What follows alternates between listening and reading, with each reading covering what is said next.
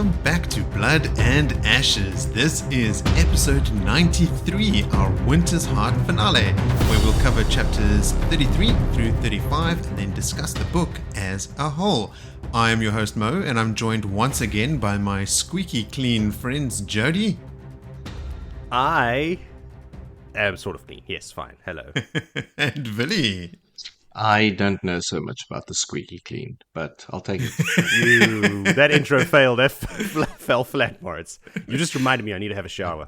I mean, I get it, the cleansing of the taint and all that, but yeah. You still need to cleanse your taint. Your own taint. I'm not cleansed. There we go. We don't make a lot of taint jokes on this podcast, but I guess it's very topical today. Yeah, it's beneath us, Moritz.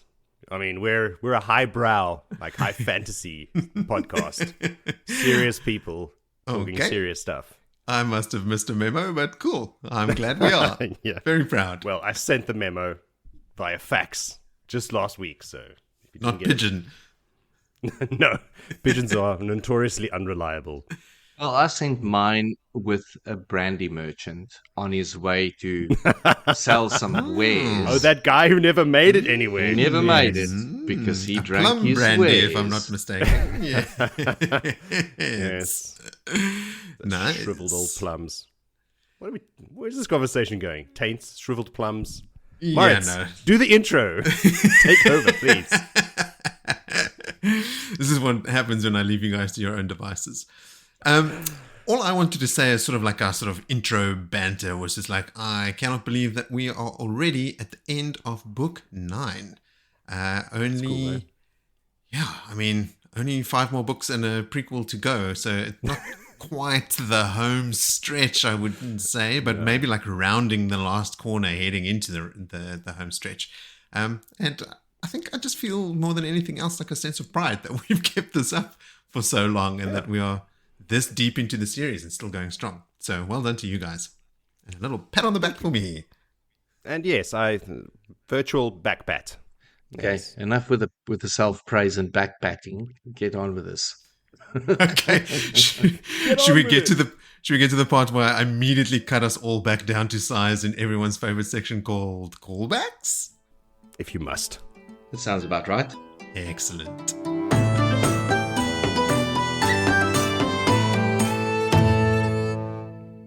All right, let's get straight into it then. In the previous episode, I had said that Pavara is probably the only Red Archer sister that is somewhat likable. And then I thought, okay, well now I have to go qualify that statement. So I went and I looked at a list of all the Red Archer sisters, and that is pretty much it, unless you want to count Teslin among those ranks because she eventually shows Matt a bit of gratitude. That's it, really. So, yeah, slim pickings from the Reds. Yeah, look, no one was expecting you to qualify that statement. That was all you, buddy. That you took that upon yourself. This entire section is a rod for my own back. Yes. Whip away. Mm-hmm. We were talking about like Matt and his uneasy relationship with Jolene's warders, and doesn't he like spank Jolene at one point? He does. Jolene slaps him while they're traveling with Val and Lucas Circus, and then Matt pulls her over his knee and he spanks her, and she tries to channel at him and then realizes that it doesn't work. And I think like from that moment onwards, or maybe even from now and through that moment, her warders are he's always like dodging her warders because of the ruse that they have that they're together as a couple and that sort of stuff. They just do not like Matt, and I think he gives them plenty of reasons not to. Oh yeah. Now it wouldn't be an episode of the podcast without a bit of pedantry. We had said in the last episode that Aegeanan was the Seanchan with a ship, but she at this point does not have a ship. When Bale offers to find her a crew, she asks, "What good would it do since I don't have a ship?" So yeah, she is. Not quite named this yet, but she is literally shipless. I was about to say, isn't she called Aegeanan shipless? I think Laelwyn shipless is what her name becomes eventually. All right. I said that with so much confidence, and I don't know if that's I right. just believed you. I've learned nothing. Nope.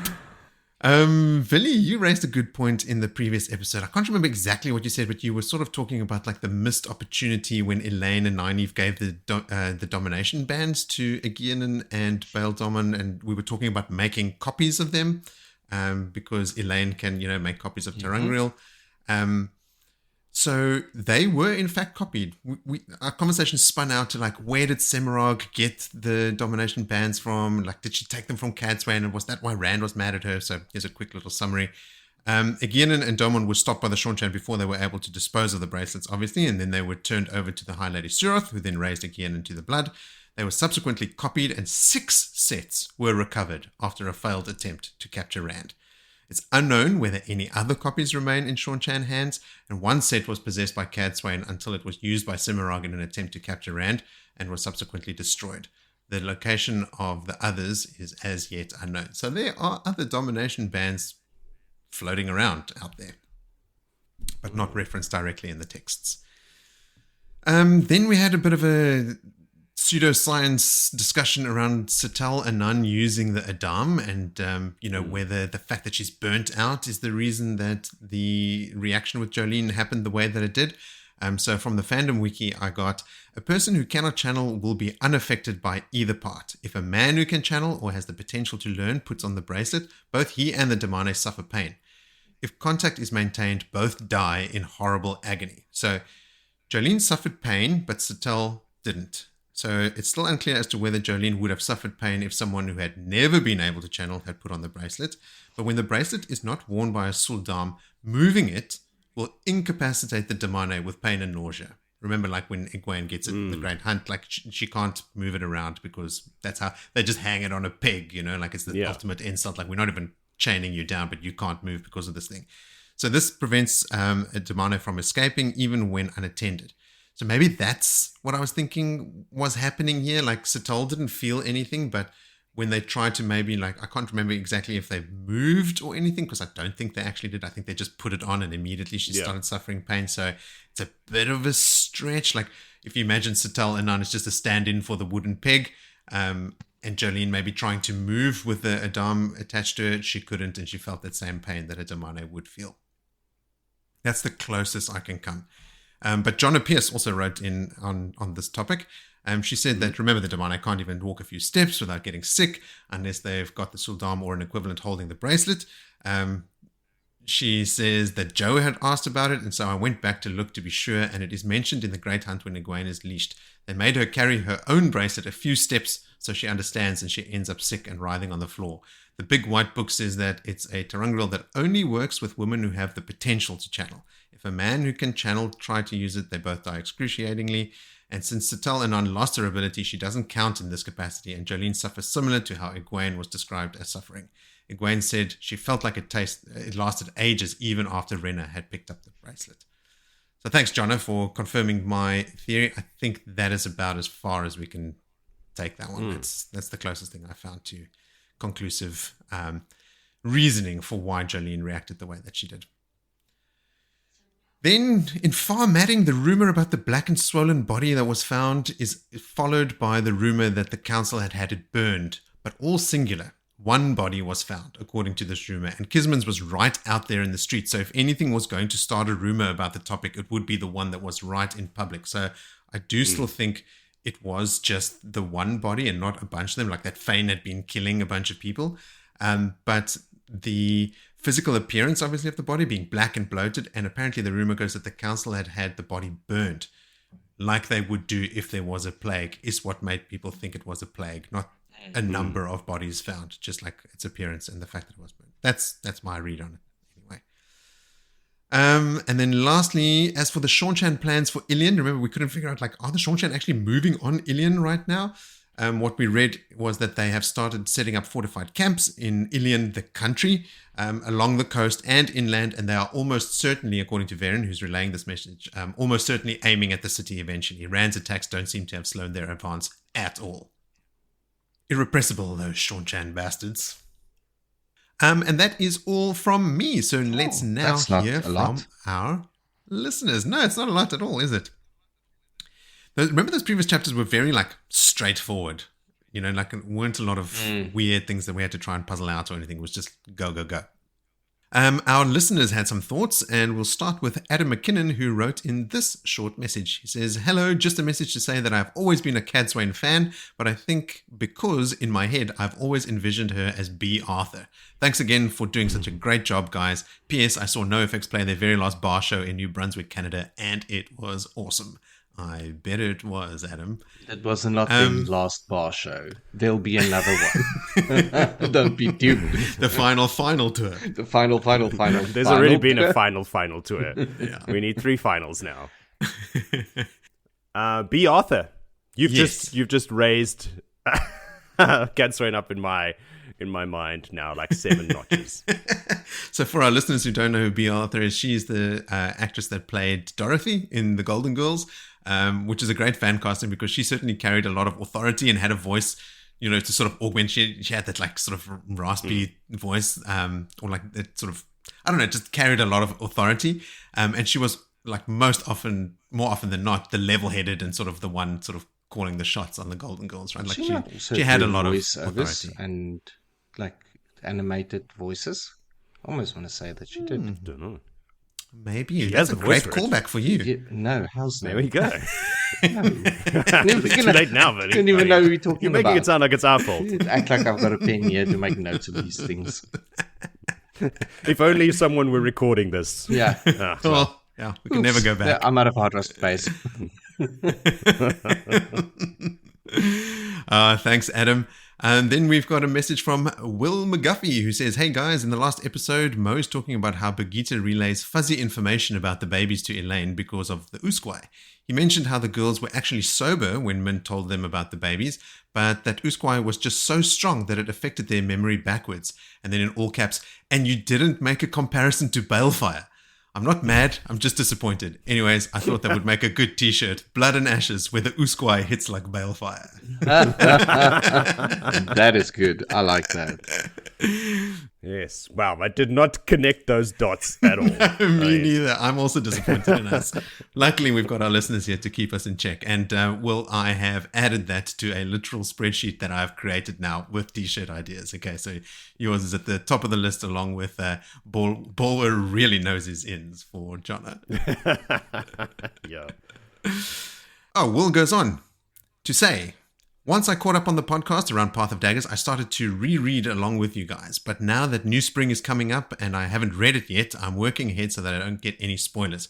Just finished Crossroads of Twilight, ... It's not too bad. A lot of great character point of views, but not a lot of action. And Mo's perspective of Perrin's story through the slog offering the only action has been helpful for trudging through this and his and Fail's chapters. Anyways, you guys are awesome. Thanks for doing what you do. Best, Will." Shot Will, yes. The Perrin action contribution to Crossroads of Twilight is how I'm also going to be looking at it. And from reading the prologue of Crossroads of Twilight already, I feel like I'm better equipped to digest the politics of Book 10. Like Willie's been saying all series long, paying attention and really trying to grok all the Dice Mar and stuff is actually exciting. I'm trying to come into this with a positive mindset. Like I'm really going to keep on top of the political maneuverings and stuff and try and actually enjoy it instead of being like a teenager and just wanting to look for the sword fights and the magic spells and that sort of stuff. So you've read the prologue? Yes, and spoiler alert, some of this politics is already like coming up there, but through the eyes of Bale and Davram Bashir. All right. All right. Is it a long prologue? Should Millions I brace of myself? pages again. It's more Millions of pages. I think it's 80 pages. Yes, it's like 10% of the book is the prologue. 80, yes. a million. Yeah, gotcha. Same. It's the same amount of effort. Like, it might as well be. Thanks for that, Will. And then from a clearly reinvigorated Jonna Pierce, we get this nice email from which I lifted her Adam comments before. "Good afternoon, just finished episode 92 and I wanted to chime in. So far, here's what I've got from just this episode and the one before. You've mentioned the extra Suldam on patrols and my 2 bits are these. There are always more Suldam than Damane. I think it's explained to Egwene when she's collared that they test all the women and there's always far more who can wear the bracelet than who can wear the collar. It makes sense when you know the reality that women who can wear the bracelet are the ones who can learn versus ones that get collared who are ones who will channel no matter what. Also, I think Morena and maybe Varen tell the girls early on in the story that they always find way more girls who can learn than the ones who can channel and end up would be wilders or have started to channel already when they get to the tower. So there is actually some precedent for there being more people with the ability to learn. So basically more potential, well, what do they call them? Marath Suldam and then Marath Damane. Which is great. Thanks, John. Asked and answered. That's a good reason for there being more Suldam around. What we had asked about was specifically the escort to the dock. So it wasn't a patrol, right? Remember, it's when Tylen and Suroth and those people all go down to the docks to leave. So Jonna says, I think they take extra so they can make sure to have extra collars on hand and Suldam to hold them if they happen to find more channelers. They are in a conquer territory and they know they might not have found all the channelers yet, so they need those extra handy to snap up any they find. I also agree with Willie that they need to make sure they have someone who can take the leash up if one of them dies. But that's true. Like, you know, if you're collecting Damane along the way, it is good to have, if you've got all these extra Sultan, take them with you in case you find another and, you know, you can collar them on the spot and not have to try and shield them or anything like that. It's kind of ironic that you take more guns than bullets.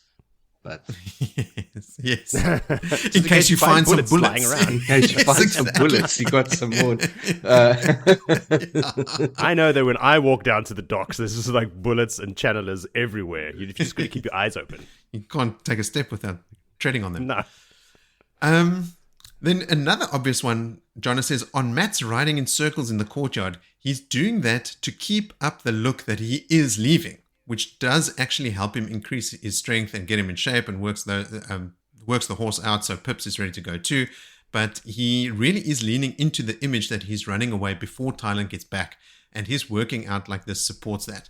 Plus, doing it there in the sight of the Damane being worked in the same way, it lets those ones who he's going to save see him so they can stay calm and wait for him to be ready. If he isn't visible to them, they might flip and think he has left them. Can't have that. Anyway, I think that's all for now. I'm off to go read the end. Hope you have safe travels. Enjoy your FaceTime with Willie. Happy weekend, Jono. That is a great couple of points around Matt. Like, we're sort of like subconsciously aware of the fact that he is trying to present this image of him leaving. You know, that's why he's not hiding from the servants who are taking bets about him leaving and that sort of stuff, specifically so that Tylen isn't implicated in the escape and the thieving of some choice Damane. But I think he sees Teslin being exercised in that time when he's riding Pips around. Like, he sees the Damane and he hears someone do like some mad chittering laughter and stuff as well. And he can see that Teslin is on edge. So yes, where the Damane are being exercised, it is good for them to see that he is preparing to leave so that they don't lose hope. Which, yes, would be very effective. So awesome work as always. Thanks, Jonna. Okay, for this next one, I'm going to read the first line of this email and you two tell me if you know who it's from. So line 1, Cadswain, boo. Everyone. It's from everyone on Earth. I agree. That doesn't narrow it down. It's from number 1 Cadswain hater and All Black supporter, Gerald. That guy. The Kiwi. So Gerald says, my 2 cents about the pros and cons of Cadswain. And you know I'm fully in Jody's team anti-Cadswain. Pro, she's trying to help Rand. End. Cons, she acts super immature with her interactions, treating Rand like a child, which while he is youngish to us old people and even more so for the hundreds of years old Aes Sedai, he has a heap of expectation and weight on his shoulders, so... And it's just that uber Sedai, I know everything, I know best, everyone else are tools for the Aes Sedai to manipulate, haughty type. Boo. Boo, I say, boo. Wow. My response to that is... taking the words out of my mind and putting them on page. My response is, who's being immature now, Gerald? Cadswain. I agree with you, Gerald. No, it's good. I think it's healthy that we have people on both sides of this argument. Yeah, I also like I look at the words in the story. I tend to look behind the pages and try and find reasons why RJ would put something in the page. I mean, reasons why Gerald would be upset right now is not so much about Cadswain, but more about his team losing. back-to-back games and stuff. Gerald had actually said at the end of this email, I'll stop the rugby talk now, and then just made one last comment. So we've been emailing about rugby, and I cut it from the email here, but I've just dragged it back in, and Willie's just strengthened it again. So sorry, Gerald, more rugby talk. Yep.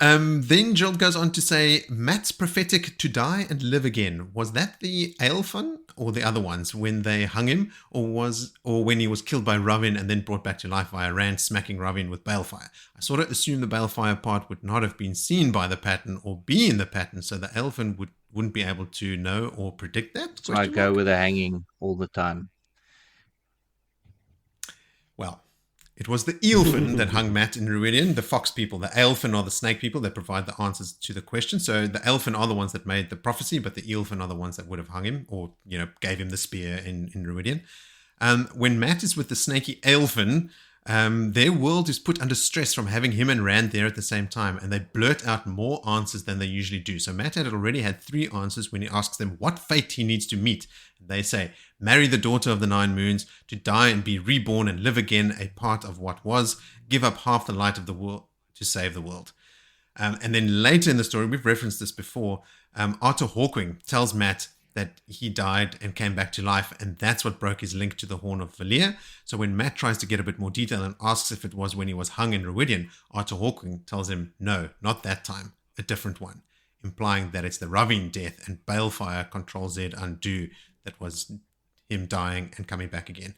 And I'm pretty sure I've read somewhere that RJ has said that the death in Ruidian, the quote-unquote death, he wasn't quite dead yet, because Rand brought him back to life, but it wasn't because of any kind of magic or channeling or anything like that. I think it just basically gave him CPR, cut him down from the tree at least. So it is actually the other one. Really, for a long time, I also thought it was the hanging one, but it is the balefire one. Can I still just believe that it's the hanging one? And nobody is stopping you by all means. In fact, let's argue the point again for every episode going forward. Coming up for the next 10 weeks. Next time on Blood and Ashes. Gerald just signs off with, keep up the good work, guys. Love what you're doing, Gerald. Then, one more listener contribution from Scott Wilson, who comes in with a last-minute contribution to Chapter 28. He says, hi, I fell behind a little bit, so this is from Chapter 28. Not a favorite moment, but a favorite line. Matt thinks to himself, women lied to get a man in bed, and they lied even worse when they had him there. I just laughed at that, considering who Matt is. I want to ask Scott, are you implying that Matt is a liar? Because I think that's a harsh indictment. Matt does like to charm the ladies into the sheets, but I don't think he's been lying to them outright, has he? We don't know what happens behind closed doors, Moritz, and in private. Maybe he does say, I love you, or like, yes, this is serious, this is for real. Of course I have feelings for you. There's at least one serving lady at the Wandering Woman, I think, that was spurned by Matt and who is like still super pissed off with him. But yes, that is it for callbacks. Now, previously on Blood and Ashes, I've taken the feedback given to me by the listeners. And by listeners, I mean the 2 of you that have to listen to me read this recap every time we do a podcast recording. And because they do get a bit long-winded, I've decided I'm going to try and truncate it a little bit. Well, not truncate it, but condense it just a little bit more. So here comes a more condensed recap of previously on Blood and Ashes. When Tylan leaves Ibudar, Matt and his crew start planning their escape in earnest. The plan is to walk out the front gate with fake orders and the escaping Aes Sedai posing as Damane, led by fake Suldam. Julian finds an Adam and some Suldam clothes, but they don't work when Satal Anan tries on the bracelet while Jolene wears the collar. Back to square one, or is it? Bail Domon finds Matt and takes him to Aegirn to try and recruit him into a crew. When Matt realizes Aegirn is in trouble with the Seekers, he forms a new plan of escape and offers to help her if she can find him some Suldam to make his plan work. The following night, they set the plan in motion, but both Aegirn and Matt make some on-the-fly adjustments, which in Matt's case involves freeing the Seafolk Windfinders and in the Damane kennels. When collecting his Ashandari, he finds Tylan has returned. She doesn't try to stop him, and they stage a scene in which she was bound and stuffed under the bed to avoid implicating her in the escape and stealing of Damane. Everything seems to be going okay until Tuon catches them in the act. After a struggle, Noel manages to restrain Tuon, and when everyone else arrives, Aegeanin is aghast at what they are doing to the daughter of the Nine Moons. But if she thought that was bad, Matt ups the ante and proclaims 3 times Tuon is his wife. He resolves to take her and Sir Lucia with him. Meanwhile, Rand is still hunting rogue Ashaman in Farmadding, but is not having much luck. He runs into Varen, who tells him he could do better with Cadsuane, and he resolves to do so since Min says he needs her. Back at the inn they're staying in, he catches up with Lan, and while they're talking, Min, Nynaeve, and Olivia return from an outing with Cadsuane, who has managed to tell Nynaeve what some of her Tarangril do, including the belt, which is a well. The innkeeper interrupts them with an anonymous letter addressed to Rand that tells him where to find the Ashaman he's looking for in the attic of a bootmaker on Blue Carp Street, but that he must leave once they're dealt with. Everyone knows it's clearly a trap, but Rand decides to follow the lead anyway. That's it. No. Everyone up to speed? That could have been even more truncated. But yes. I'm going to give you an A for effort.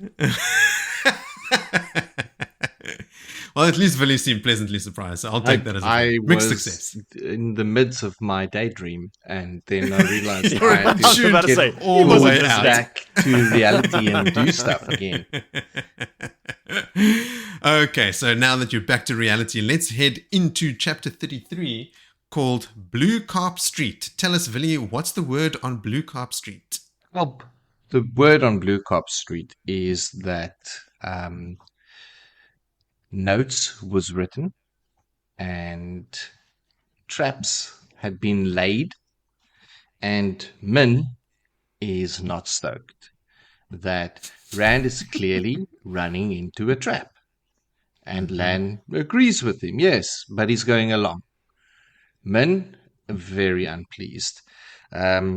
She is letting her frustration know, and then to worsen the whole scenario, Nynaeve is agreeing to this plan for them to run into a trap. Foolhardy men. She hurries them along the way. This being, not she, Lan says, we better get on with this while there's still daylight. And with this departing, Nynaeve loses herself in her own mind a little bit about how much she loves Lan and all that. I'll let people read and enjoy that bit there. Min is to stay behind with Olivia. Olivia is stoked because she gets to play board games because they got nothing to do. I didn't realize she was such a massive board game fan, but she is. And Min's like, oh, no, not Cat's Cradle again. So we have a little bit of a backstory that flows through that slip. Any which way, Min waits till acceptable amount of time passes, and she jumps up and grabs her cloak and then starts to ramble on all the reasons, almost slight Aes Sedai wording Olivia into her accepting that she needs to take a cloak as well, and run outside after this bad idea that they have there. Now, Rand, we switch point of views, and Angry Min point of views over, and Rand is now staking out the inn. He's in his disguise. It is proper bad weather, cloak weather, rain, wet. On top of this, they've got to hide swords because we are still in Farmadding. It's frowned upon to carry poking sticks around with you. Pies. And I like a good break for a pie. I think pies are world-changing food, and it is high time for pie time. Always. And it is such a good meat pasty that he's having there from Old Mate, the pie seller, that even Lewis pipes up as like, oh, we used to call these that day, like bringing in facts of 2,000-year-old pie. So that's shout out to all the pie makers because they do God's work, really. Anyway, pies aside, the chinless fellow explains to Rand, who prompted him while staking out the inn, about the owner, his wife, what they do, the bootmaker, and that they've got spare space that they've been letting out. And it all sort of plays in. And with that, two cloak dudes roll into the very busy bootmaker shop, not carrying any boots.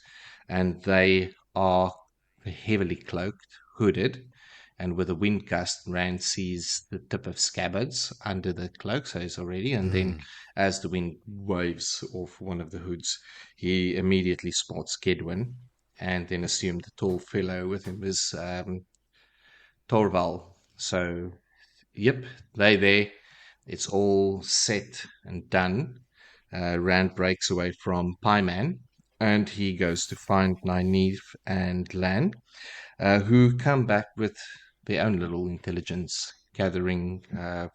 Lan letting him know, yes, they've been spotted, and Nynaeve trying to one up Lan, like, oh yes, they buy their meat from the butcher shop, and they never buy more than enough for two people. She thinks she's tipped the prize with info, and then Rand's like, well, I've seen them. And then, great work, Nynaeve, that you see them. No, you didn't.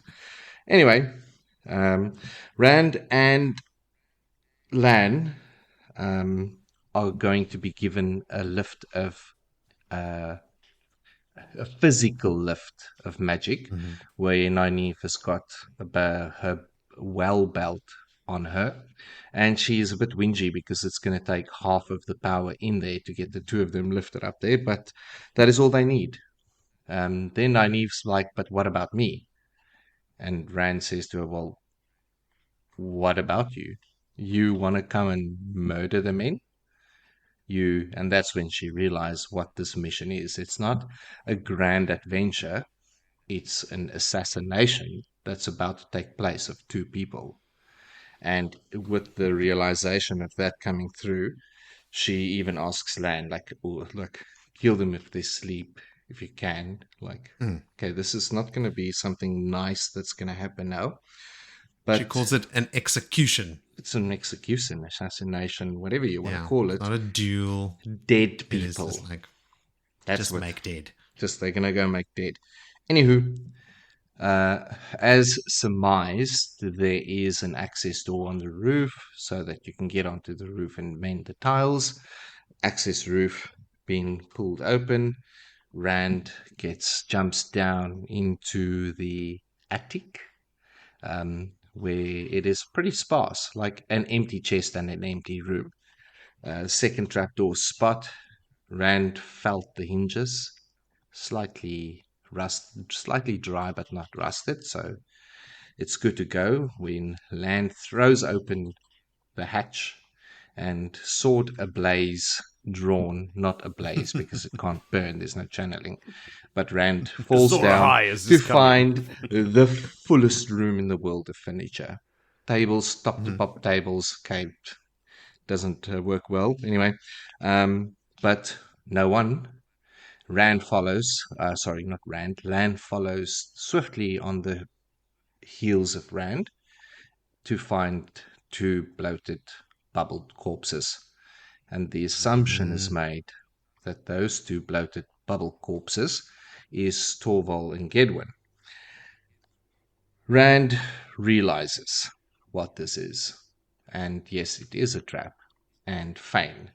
And with the realization of Fane being close and bubbled corpses, his scar/wound starts to throb and burn like ice and burn like fire at the same time. Rand then proceeds into the next room because Torval and Gedwin, they were admin. Fane is personal. Look, this is now moved from a hit job to a love job, if there is revenge? Such a revenge job. Love and revenge. Yeah, because of the two rivers, right? Two rivers. A lot of personal strings that's attached to this bad man. Anywho, as Rand enters the second room, flashes of steel, corner of the eye, and Rand is fending off blow after blow of the dagger that is coming his way. He didn't even realize there's a second man in the room. But when Lan enters, um, old mate Fane, who's also clearly having a conversation with himself, Mm-hmm. instructs the ugly man to get killed. So I don't know if that's Lan, or who is the ugly man. But either way, we've got Ryton. Uh, Mm-hmm. what's his name? Toran Toran Ryan. Ryton, the Blade Mm-hmm. Master, Mm-hmm. drawing his blade, and a dance begins between Lan and Toram. And that's the Mm-hmm. last we see of that. I think the ugly man is definitely Lan because Fane is hell-bent on killing Rand himself. Mm-hmm. Doesn't he shout, "He's mine, kill the ugly one"? Kill the ugly one. I've got the pretty one. Has he got the Anyway, hots for Rand? So is Mm. this like a latent homosexuality thing he can't deal with? So there's Yeah. a lot of levels to this Oh, yeah. thing. Very layered character. Yeah. like an onion. Sorry, Willie. No, that's fine. I didn't write parfait. anything about the layers of Fane. Anyway, Fane dances and darts and he curses and he argues with himself. At some point, I think he tried to stab himself with a dagger in his own argument. Mm-hmm. No, not really. But yes, he is also baiting Rand throughout all of this. As he flees, Rand follows, but he doesn't quite flee up until the point where he's down the stairs and he's going to go sort of, I think, out the inn when Gedwin and Torvald actually enters. Like, okay, who's the corpses? Are you asking us? Yes, I am, because there's two corpses. All right, there's something really weird happening here, something that I had not recalled at all. I think it's before Fane flees out. Torval and Gedwin come up the stairs, and Rand slashes at them with his sword, and it's a vision that disappears. Mm. And as that vision disappears, Fane clutches at his face or something, and he's bleeding. So it's some kind of Fane generated illusion to distract Rand. That then, when Rand damages it, damages him, which is a really shitty tactic, right? Like here's a vulnerable point. You put all your attention to it. Oh, that hurt me. You know, that's not. That's a weird magic that I never remembered Fane being able to do. Is Rand's lunging at the images as a distraction, that he actually goes through them, as in the sense that because they're not there, they are, and Rand immediately reacts with two forms, but Mm-hmm. that he actually slashes Fane in the process. I mean, it's so hard for me to gauge the distance in this combat. I feel like my interpretation of it was that the stairs were sort of like it's not where Fane was. I didn't realize, like, the way you're describing it is that Fane is like going down the stairs already. Mm. Okay, so then maybe when Rand slashed through the images, maybe Rand did hit Fane, but that it's super confusing. That for me, that bit there is super confusing, but there's also no bodies or anything, so it is definitely it's a vision. It's a vision that Yeah. went down. But Lan then also grabs Rand by the arm and said, "Look, something's up, but there's just guards. Like right now, you've got two corpses lying in there, two people with swords up here. We better bolt." Like, Yeah. And rightly so, but Rand is in pain now because of dagger proximity pain, I'll just call it. The evil pulsing through him. So much so that he can't really clear himself out of, and needs Lan's help to get up through the top room, third story, to the attic, to the roof, to the rooftops where Lan slips. And Rand lunges and grabs him, and it's kind of that comic situation where he's hanging on for dear life, and Rand refusing that he cannot let Lan fall, and he won't let Lan fall, and Lan's like, "It's just 10 paces, mate, just drop me." But Rand refuses, and with that, snap, crack, and they both fall.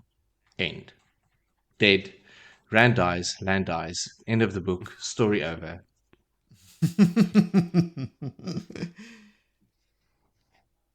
Just reading So that's why the next book is such a slog, because there's no Rand. Everybody's Everybody's just like, no one knows he's dead. Everyone's still carrying on to their missions, not realizing it's all lost. All lost. Rand broke his neck falling off a inn's roof. It's pointless. Trying to kill a personal thing. Oh, anyway. Moritz is consulting the holy texts. Brother Maynard, what have you found? It goes so. At the doorway, though, he saw that Fane was not trying to hide. The man was waiting for him at the head of the stairs leading down, the curved dagger in one hand. Torval and Gedwin came up the stairs with their cloaks over their arms. They're talking to each other. Without thought, Rand twisted his wrists in cutting the wind and immediately followed with unfolding the fan. The illusion of dead men came back to life, vanished, and Fane leapt back with a shriek, blood streaming down the side of his face. So yeah, Fane was at the head of the stairs and Torval and Gedwin were coming up the stairs. So Rand probably did cut both the image Through and them and the vision yes. and Fane. I didn't think that it was magical cuts that he got. I didn't realize that Fane was standing at the head of the stairs. I thought it was sort of, he was doing it as a distraction. So like turning Rand away from him, sort of like creating an illusion where he was not. But he had them walk up the stairs right next to him. So it created more targets for Rand to go at, and he was just caught in the crossfire. Likely so. Cool. So Joseph, did you have anything you wanted to add about that chapter? No. In hindsight, after reading all the chapters, yes. So I don't know if I should jump ahead. I mean, no, we do know. We do know because all the soldiers are coming running and they are escaping. Like, did they not realize that they would immediately be discovered for channeling? No, there was no obviously didn't. clear knowledge that no one thought about that. Nynaeve thought that it would just be a little bit, like just a little teensy wincy, flickety flackety. Yeah, because that's what Nynaeve says in the next chapter. She's like, it was only a little bit, and like she didn't think they would notice. But we and Cadswain and Varen and the Windfinders that were with Cadswain, like they all got the detailed explanation of how the Guardian works. Nynaeve doesn't have that, right? So she didn't know. Rand and Lan probably have an inkling that, or maybe don't even know that the Guardian can do that. They just know that you're not supposed to be able to channel. No, because when the Guardian was explained, Nynaeve and Lan were busy having sexy time upstairs, or downstairs, or in the hayloft, or wherever. She's been quite slack at her lessons of late. Like if she wasn't putting on jewelry. The Guardian was never explained to that party at all. True.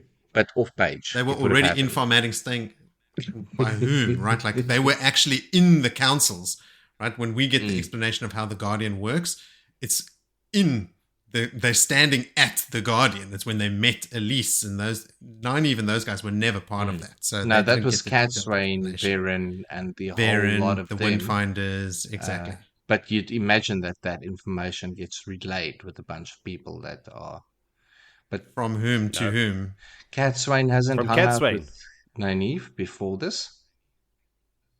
No, not really. Cadswain's been in Kyrian. Yeah, okay. Nynaeve's been in Camelin. They have not in Farmading met up with each other yet. Only briefly when Alana comes to Rand's room and Cadswain is there and Cadswain slaps Rand and stuff. In the last episode that happened, but like they weren't there to come tell them about the Guardian. No, Nynaeve was in the inn. It's the same inn that Rand and Min were staying in. It was in Rand and Min's room that they came. So they came to them in their inn. But it's not like they came there to come school them on the Guardian. Like they came there to say, we know you here. Also, Alana wants to talk to you, and Cadswain just left. Right? Like there was no opportunity or reason to even explain that.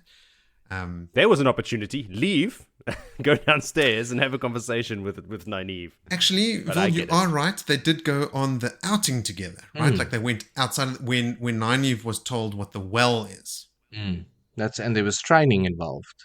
Like because they were taking Olivia with outside and there was training between Cadswain. So they actually had time. Like, and specifically if Cadswain taught her what a well is and how it can be used at Farmading. That is a valid point. Where they are busy planning big shit. Yeah. Like, oh, FYI, I wouldn't use the well in formatting because the Guardians will point Because they know directly where to you you. are. Like, Yes. that's why I feel there's a No, little fair bit of point. a. 100%. Yeah. Gerald and I now have another reason to despise Cat Swain. Why? She's withholding information. She had the opportunity. Well, I think that Nynaeve does have an inkling, and that this interaction may actually have happened because when Nynaeve sort of makes excuses, she goes, I only channeled a little bit and thought that maybe they wouldn't notice, so she must have some idea of that they will notice if you channel using that well that I've now explained to you. I think Villy's spot on. Circumstantial. Dismissed. Okay, well, if that's it, Joe, then I'll rattle off. I only had a couple of points here. The first one was that if my spoiler in the last episode was not enough, the chapter icon here would be a big hint. It's the Shadow Logoth dagger, right? Like I spoiled it and said it was Fane that sent the letter, and then at the start of the chapter, the icon is his. I laugh every time Land still calls Rand sheepherder. Like, king of multiple countries, dragon reborn, he is still calling this powerful man sheepherder in a derogatory way, like he is insulting him to his face. But Rand has gotten so used to it, he doesn't even register it anymore. That's just what Land calls me, which is pretty cool. I don't think it's derogatory. I think it's personal. It started that way. It's an endearing term. Affectionate. I don't think every time he refers to him, he goes to sheepherder. I think it's hey, sheepherder. Like it's in a. Or maybe way. You mean like maybe it's like now like just like a little in-joke between them. Two of you. I'm definitely going to go with the kind of banter because he does tell him sheepherder when he stuffs up as well. It's like oh, you're not worth Malkiri lordship. Like you don't rule over me. No, but do you remember like in the beginning when Land and Moraine pick up the boys, he has this, we commented on like how he has this almost this like disdain for them, like these fucking farm boys are like going to be the death and they're going to endanger Moraine, who he is protecting first and foremost, so it certainly did start as a derogatory thing. But I think you're right, Joe, like they've at one point in the books, like in the earlier books, they had sort of like a father figure and Padawan dynamic, like Rand was looking up to Land. He gets a lot of guidance. Land is dropping these little hints of Malkiri wisdom on him all the time. He just did it recently with that portion of wisdom, is knowing that you don't know everything, all that sort of stuff. So yeah, that's probably why my reaction every time he does it is to chuckle, like cool, he still calls him that, like, because I as a reader I like it. You see, that's Land keeping Rand grounded. Yeah. And he needs Cat Swain's doing it all wrong. Land has got it down to it. That's how dudes talk to each other. Yeah, it is how we do it. Min thinks to herself, Nynaeve seldom said please to anyone except Olivia. Me too. I'd also say please to Olivia. I mean, yes, ma'am. Sorry, ma'am. Is this just is this Nynaeve sort of like falling into the Aes Sedai power ranking? Like if she's only saying please to the woman who's a stronger channeler than her, it fits into that Aes Sedai deference to power levels. But she's also fucking old and like commands a lot of respect. She doesn't take any shit from anyone. She gives Nynaeve shit the whole time. So I think somehow maybe Nynaeve has just decided, okay, I'll be nice to her. We know that Nynaeve is trying to live up to the 3 O's and trying to like be an Aes Sedai in every facet. So so maybe. Yeah. Torum Ryoton looks really haggard, like he's been traveling with Fane, obviously since that fog attack at his party. Like he's taken on the look of a Fane follower, just the like shit that guy must have been through. We need like a little short story of what happened. But his mind must also be poisoned and completely like spiraling out, getting into that same. Same. Yeah, it's okay to sleep in your own filth. I do it all the time. That image of like Fane when they catch him in Feldara in the Great Hunt. The image that always sticks with me is that Fane's clothes are like hardened and crusted, like it's super like stiff. Ugh, just gross and stinky. My last note is just like how hardcore Land is. Like when Rand is he's hanging from the roof, Land looks at him and he goes, "Let go." Land said quietly, no expression. Like he's got no expression. He's just like, "Let go now." This is where you let me go and let me fall to my death, right? Like, not like a final goodbye or anything, just straight up, let go. Fucking badass. It's just land, man. Yeah. All right. Let's move along to chapter 34 called The Hummingbird's Secret. And it is time for me to expose this hummingbird's secret. Nynaeve is kind of loitering in the street, trying to keep an eye out for Rand and Lan, watching the alley beside the candlemaker shop when she hears a commotion. She sees guardsmen flooding Blue Carp Street, shoving people aside. And it's like a lot of guardsmen. Nynaeve, that's what I used to call her in high school. Nynaeve reckons about 100 of them. It's a shit ton. She obviously channeled before, and the Guardian would have shown a location within the city walls, which would have sent the council and the guard into an absolute tizzy, right? Like someone's channeled. Okay. Oh, fuck. It's triangulated to within the city. That cannot happen. So 100 guardsmen go, right? Like it's all hands on deck. She sees them stop in front of the bookmaker's shop and immediately freaks out, considering using Saidar again. She has less than half the Saidar in the belt well left, but before she can act, she feels two sets of hands grab each of her arms. Cadsuane has one arm and Olivia the other.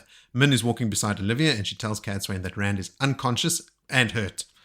Nynaeve is upset that they aren't going back to help Rand and Lan, but Cadsuane tells her that she's put a panic into the councils with her channeling, since no one can channel in Farmadding. If the guards start asking women in Blue Carp Street to show their faces, they'd be taken. Any Aes Sedai found there would be under massive suspicion. The Guardian would have shown that it's Saidar and not Saidin, so it is a woman channeling, so the women have to be especially careful. Pretty short-sighted from Nynaeve to think they wouldn't notice Saidar, because she says she just used a little bit. But then again, like we said, she was not given the detailed explanation the Windfinders were when they actually went to go look at the Guardian. But, as Billy quite correctly pointed out, there would have been an opportunity for Cadsuane to caution her against using the well within the walls or within the bubble of Farmadding, since, the Guardian would let them know it's a Saidar and within the walls. Nynaeve asks Min to help her make her case, thinking Min would want to go and save Rand like she does Lan, but Min is upset with Nynaeve for going along with Rand's plan. She had begged Nynaeve to help her stop them, but Nynaeve enabled them. Cadsuane mentioned that it's not just Rand that needs a lesson in manners, but concedes that he had told Verin he intends to apologize to her, and that would have to suffice for now. When Nynaeve asks what Cadsuane has planned, she's only told that Cadsuane will, quote-unquote, keep her promises that she had made to the boy, which does not exactly inspire a lot of confidence.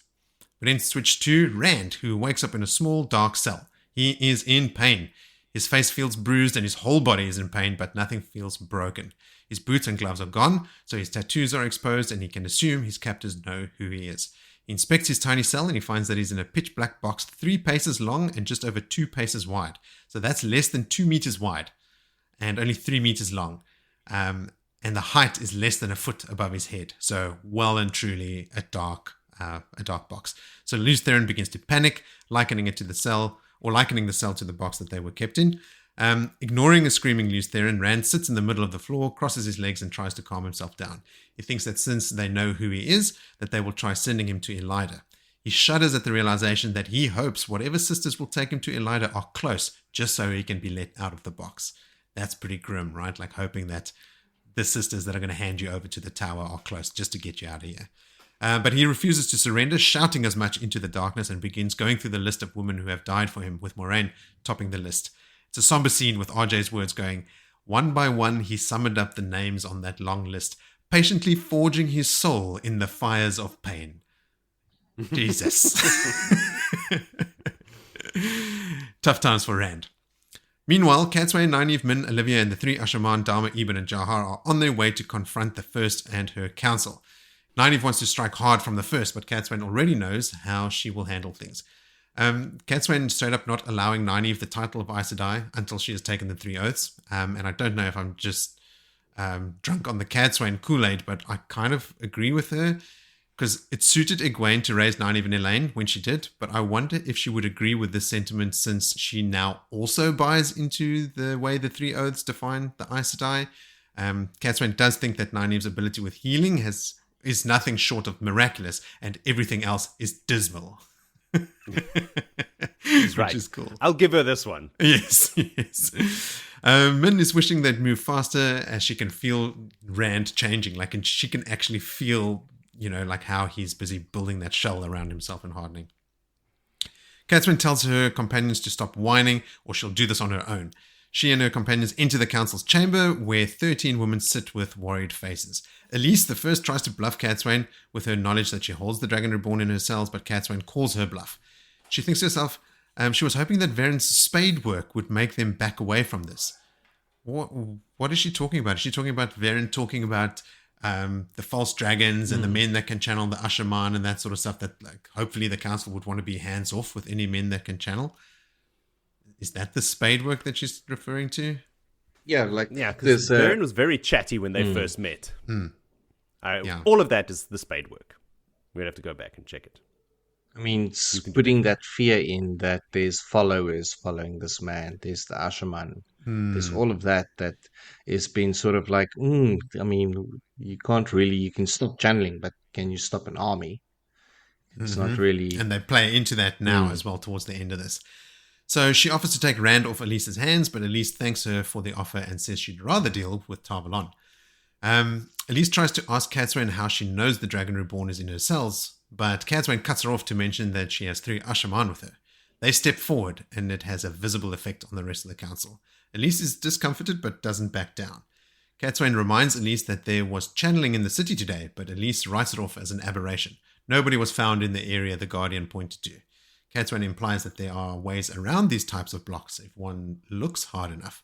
She then takes a little side dart through her golden hummingbird in her hair and lifts the coronet off Elise's head and sets it on the floor at her feet, which is a pretty symbolic and threatening gesture, right? With a veiled threat that Elise could lose her position. It's not the first thing she saw to move around the room. It's like, I can, take all your power away here. So the 13 councils are shocked. Then Dharma bluffs that he's using Saidin, while Nynaeve draws on her well and lifts the coronet back onto Elise's head. Quite dramatically as well. She shoots it at her face and it stops just before her, and then she gently puts it on her head, which is a cool way of sort of trying to differentiate between the way that Saidar is used and Saidin is used, as if Dharma did this, because he steps forward and speaks and then this thing happens. But I was thinking that the Guardian, just over there, over the side of the railing, would show that it was Saidar and not Saidin. But I guess in this moment when they are talking, the message hasn't come up yet or anything like that. Elise relents and agrees to release Rand and Lan into the custody of Catswain, and Catswain actually apologizes to Elise, thinking she had broken a good woman that day and that Rand's account was growing. Hold on. Firstly, when they went and they had the anomaly of channeling, they couldn't find someone channeling at the inn. I'm pretty certain the first thing you do if you've got faulty equipment is you go and turn it on and off again. So that could probably explain why the Guardians didn't point out that it was twice Saidar. In maintenance mode. It was busy, spinning circle. 10 minutes, just give it a moment. Recalibrating. You would need the one power to do that, and you can't channel in the city. So this is like an endless loop. You can't turn it off and on again. They've got a water wheel. Those things spin. They're on an axis. You can get in there, take it off, oil the gears underneath, check if anything's got in there, some debris. Yes, I agree with Jody. There's needles, there must be gears, there must be even if it's magic balls on the inside, like little orbs or something powering it, they pick up the orb and wipe it off, put it back down. It's like, in an old mouse ball, in the mouse, you used to get you just open, you clean the ball, you play with it a little bit, and then you put it back, and then you work further. For all you know, they did do that because Elise does write it off as an aberration. Yes.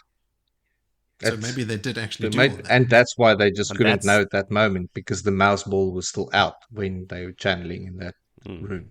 It's in that little Tupperware with the dish soap and the warm water. Is that what you used to do with yours? I used to just put it in my mouth and lick it. I sent you guys last week. What, so I sent it to you guys? I think you did. Yeah, that's the very thing about it. I'm old enough to remember having to take my mouse apart and clean it with soapy water. The real trick was not cleaning the ball itself, but the rollers on the inside. You used to get a line of gunk from where the ball touched it. You scratch that guy off. You're back to headshots in Counter-Strike. Yeah. I was thinking just, we wouldn't need it for Prince of Persia, hey? It was all just keyboard. Okay, so when Cadsuane apologizes to Elise and says, like, she broke a good woman that day, what does she mean by that? Forcing Elise to contradict the White Tower, or sort of forcing Elise to act against her own will in front of the rest of the council? Forcing the Elise latter. to, in front of the council, succeed is one thing. She's probably now got a target on her head. I think is the number one thing, as one of the 13. She's been bullied. She's been bullied by Cadsuane, and I mean that is, it's going to be expected. It's Cadsuane. She is going to bully you. Yeah. Well, And then the second I think that... thing, sorry, Jody, No, you go. for me there is that the fear beaten into her that this is no longer a safe space. There's a way to channel around our perimeter. Like that we used to hold up really high as like, you Aes Sedai, you've got your That was their power. thing, man. You can't come into our tower. Like, take your magic outside. We keep our side. Now they're in there, and they got their magic and their dragon, and it's just not sitting Their well foundation with has been rocked. Yeah. Yeah. Cracked irreparably. Someone has channeled in here twice in one day, 3 times even. Yeah, 3 times. And one was a man, and then the machine was rebooting, and the spinning disc was just going on and on and on. Like, it's I hope it's under her warranty. lack of infrastructure maintenance. And I think it's like 3,000 years old. That extended warranty is not that extended. Lifetime. Lifetime. Yeah, you said a lifetime. Okay, well, let's now the other thing I wanted to... Yes, please. Yes. Is that there was probably... this is all just speculation on my part, but... Oh, I love it. love That's why we're here. speculation. I've got some Yes. more things. Yes. I don't think all 13 of those councils agreed unanimously right away to keep Rand locked away and to ignore Cadsuane. A lot of them probably said, we should not do this. We should probably give him to Cadsuane and just get them the fuck out of here. And then Elise convinced them all, because she's the boss, that this is the best thing to do. And now it's all backfired in their fucking faces. And they're probably going to depose of this leader anytime soon. Like, she's like their foundation being broken, of course, in the channel. But also, this plan of yours did not work. I think it's time for you to step down. My question is just, who's the canary in the coal mine? Figuratively, in this haven of channeling, of no channeling. I mean, surely they should have some old woman that can channel, that's retired, that lives there, that's like, yep, still can't touch it. That's her only job. Yeah. Like every day, it's like, try to heat me water. It's at a cold bath. Okay. Yeah, I wonder. I mean, old which lady in cold bath. channeler would willingly stay in a place where they can't channel? Disgruntled channeler. Maybe they pay someone from the outside just to come in like once a month and just tell them, hey. And then they're like, oh, fuck it, I'm out of here. Cheers. Yeah, I still can't. Yeah, I agree. No channeler would willingly just hang out there every day. So how do you know your equipment's working? Like, I mean, there's a lot of trust That's what I'm saying. settings. You hire freelancers. Yeah, I don't know. Just to come in once a month. Maybe It's part of the Elise's, extended warranty service. problems is that she also reduced the number of testing days to save coin. A couple of crowns. Another reason to get her off that throne. Get someone else in there. You What know, is she even doing? when you cut funding to IT, this shit happens. You lose your throne. Okay, let's move on to the coup de grace here. Chapter 35, called With the Coudenkull. Joe, what could they possibly do with the Coudenkull? Who knows? I mean, we don't find out in this chapter, so maybe it's in the next book or something. With the Choden Call. Just say that for you Aussies. Please don't. I'll say it again. All right. So we're with Rand and all of them. They've all been released off screen, off page, whatever you want to say. We're already joining them outside the city as they are heading off in the general direction of the forest. Cadsuane has a get out of jail free card from all 13 councils. So what happened after that was She got everything she wanted. And more. She's got a letter, basically, when they go through the guard gates to get out of the city. There's no need to ask these people any questions. No need to check the peace bonds. No searching of private property. Nada. These guys were never even here. If anyone asks, you saw nothing. Shut the fuck up. Let them go. The stay in captivity, again, has made Rand even harder and colder.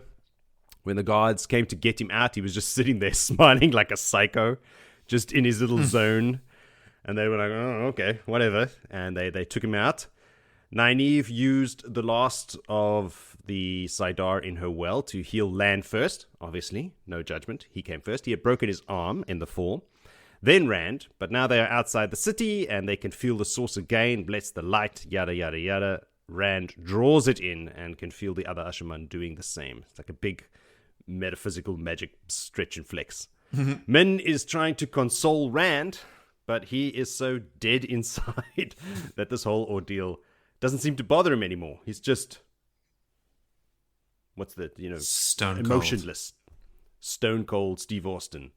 He says he's grateful to Far Madding, that he really did find what he needed here. Find what? Well, more coldness. Yeah. Okay. He says, but he's still not cold enough. He says he thinks if a sword had a memory, it might be grateful to the forge fire, but never fond of it. Mm-hmm. So he didn't like what happened in Farmatic, but it's what he needed. But I think it's referring to the Cat Swain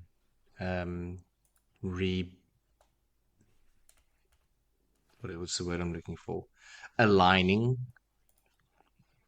That Maybe they're leaving together. It's at the end of the day, they came to Farmatic apart. She's now his advisor. They have a plan moving together out of there. Maybe. Well, he never knew she was coming. Anyway. Oh, well, he's got a whole bunch of things that he go wants. sometimes to a place and there's a pub and you never realize you're going to get drunk. But the next morning you're like, that was a very interesting night. I learned stuff about this town at 4 a.m. that I would never have known if I hadn't gone to that pub. Huh. See, now, Willie explains things in a way I can understand. Not some swords being grateful to forges. I know. It's like, some people just really take their words too far. I don't care. Dumb it down a lot more. Thank you. Imagine the United Nations if they sat there arguing things like this would be bad, like burning a cat. The cat's gonna overreact. You shouldn't do that. What? How did we get you burning a cat? We should have stopped him long ago, Moritz. No, you got me on a roll. All right. Are you done? You're done, Billy? I'm never done. I feel... No, don't ask. Just keep going, John. Just keep going. Just when there's silence, appreciate it. Okay, we found what he wanted. Hardness, steel, and burnt cats. So he's off. And cats. Can Lan smell a burnt cat? Whoa! Blast from the past. Rand is leading them to a secret spot in the forest, where to his eyes only there is a shaft of light sticking out of the ground where he buried Calandor, or Calendor, however you wish to pronounce it. He channels the crystal sword that is not a sword out of the ground and shoves it under his saddle girth. It's quoting from the books here. The leather script with the Kuden Kal is still with Nynaeve. She's got it under control. She's even stroking it like a cat. An unburnt cat. So, yes. Rand lets everyone know now what the plan is. It's like, I'm going to remove the taint from the male half of the source. Very matter-of-factly. Which causes a little stir amongst those gathered, both Ashaman and Aes Sedai alike, for obviously different reasons, except for Cadsuane, who is the personification of Aes Sedai, and is as passive as ever. She skeptically asks if he plans on using Calandor. She's like, you're going to use that to cleanse the source. And he's like, no, woman, I have a plan. He name drops the Kuden Kal, but then realizes, of course, no one except Luz Theron in his head knows what the Kuden Kal is. So he tells them, you know them as these giant statues. One of them is just outside Kyrian. They were digging a hole. Did you guys see that? They found the statue. And the other one is on Tremelking, which Hareen's like, who now? The what now? Tremelking? How do you know about that? Head around. I know about that. We all know about that. So he tells them he has some access keys. It's like, they're going to be difficult to move, so we're not going to move them. I know that, like I've just told you, they're super far away, but I have access keys. So we're going to use Wi-Fi to connect, and there's no need to move the statues. And basically, Galandor is only like the starter. It's like the key to fire all of this up. Yeah, just give it to Narishma. I don't need this shit. He can deal with it. This is for babies. Catswain wants to know who is going to use the female access key. And I'm wondering if she's like, were you thinking of me? Huh? And he's like, not you, biatch. Rand tells her, Nynaeve, one of the, I did some mathematics in my brain here. Tell me if I'm wrong. 4 women on Earth I know I can 100% trust. And she will link with me. So don't try to stop me. She's like, I'm not going to try and stop you. Whatever you want, bro. Yeah. You're the Dragon Reborn. Now you're not interfering? Hey, Catswain. But there are some legitimate concerns. You know, this is a male channeler after all. From the Aes Sedai and from Luz Theron in his head as well. They were never tried or tested, and they have the power to crack the world like an egg. So what are the consequences of failure here? You're going to break the world again? Luz Theron is just screaming in his mind, madness, madness! But, you know, just another Tuesday afternoon in Rand's head. So Rand tells him, he lays down, he's done the stats, he's done the maths. He's like, I'm going to just tell you that 1 in 50 Ashaman has gone mad and needed to be put down. That number is probably higher by now. My numbers are old. I've been on the road a long time. So that's even higher by now. And then by the time Tarman Gaidon arrives, how many will have gone mad by then? Are you doing like 100? Like imagine trying to fight the last battle with like 100, 200, 500 mad Ashaman running around causing shit. Like what if by then I'm the mad guy on the battlefield? You know, this the benefits outweigh the risks here, ladies. Yeah. Like, sorry. Has to happen. So Rand tells them then that he's going to do it in Shadar Logoth. Catsway thinks, well, if we're going to end the world, there's a better place. There's no better place to do it than that shithole. So Rand opens a gateway on the spot and takes them to just outside the city of Shadar Logoth. You don't want to be, you know, fucking around inside the city. When he said Shadar Logoth, he didn't mean inside. He just meant next door. So Rand immediately feels the slash that Fane gave him throbbing in counterpoint to the old wound. We get a lot of that in Village Chapter as well. It's lots of throbbing. Catswain immediately goes into action, issuing orders, while Lan and Nathan, this is another guy, and Basane, these are all warders, they ride out to go and scout. And then the rest of the warders start organizing the horses and everything. I dig how everyone just arrives. No one has to be told what to do. Everybody just goes, this is my job. These are all Catswain's pros. like, and Catswain's like, I just take over. You go here. You do this. You do that. Lan and the other O's just go and do their shit. They're the scout party. They're going. Everyone's into action. They only literally found out about this plan 45 seconds ago. Yes. But they know what to do. Yeah. Eben takes Rand's horse, and he's super excited to try this new, clean version of Saidin, and us knowing how this ends. I know. Shame, dude. Catswain gathers the Aes Sedai.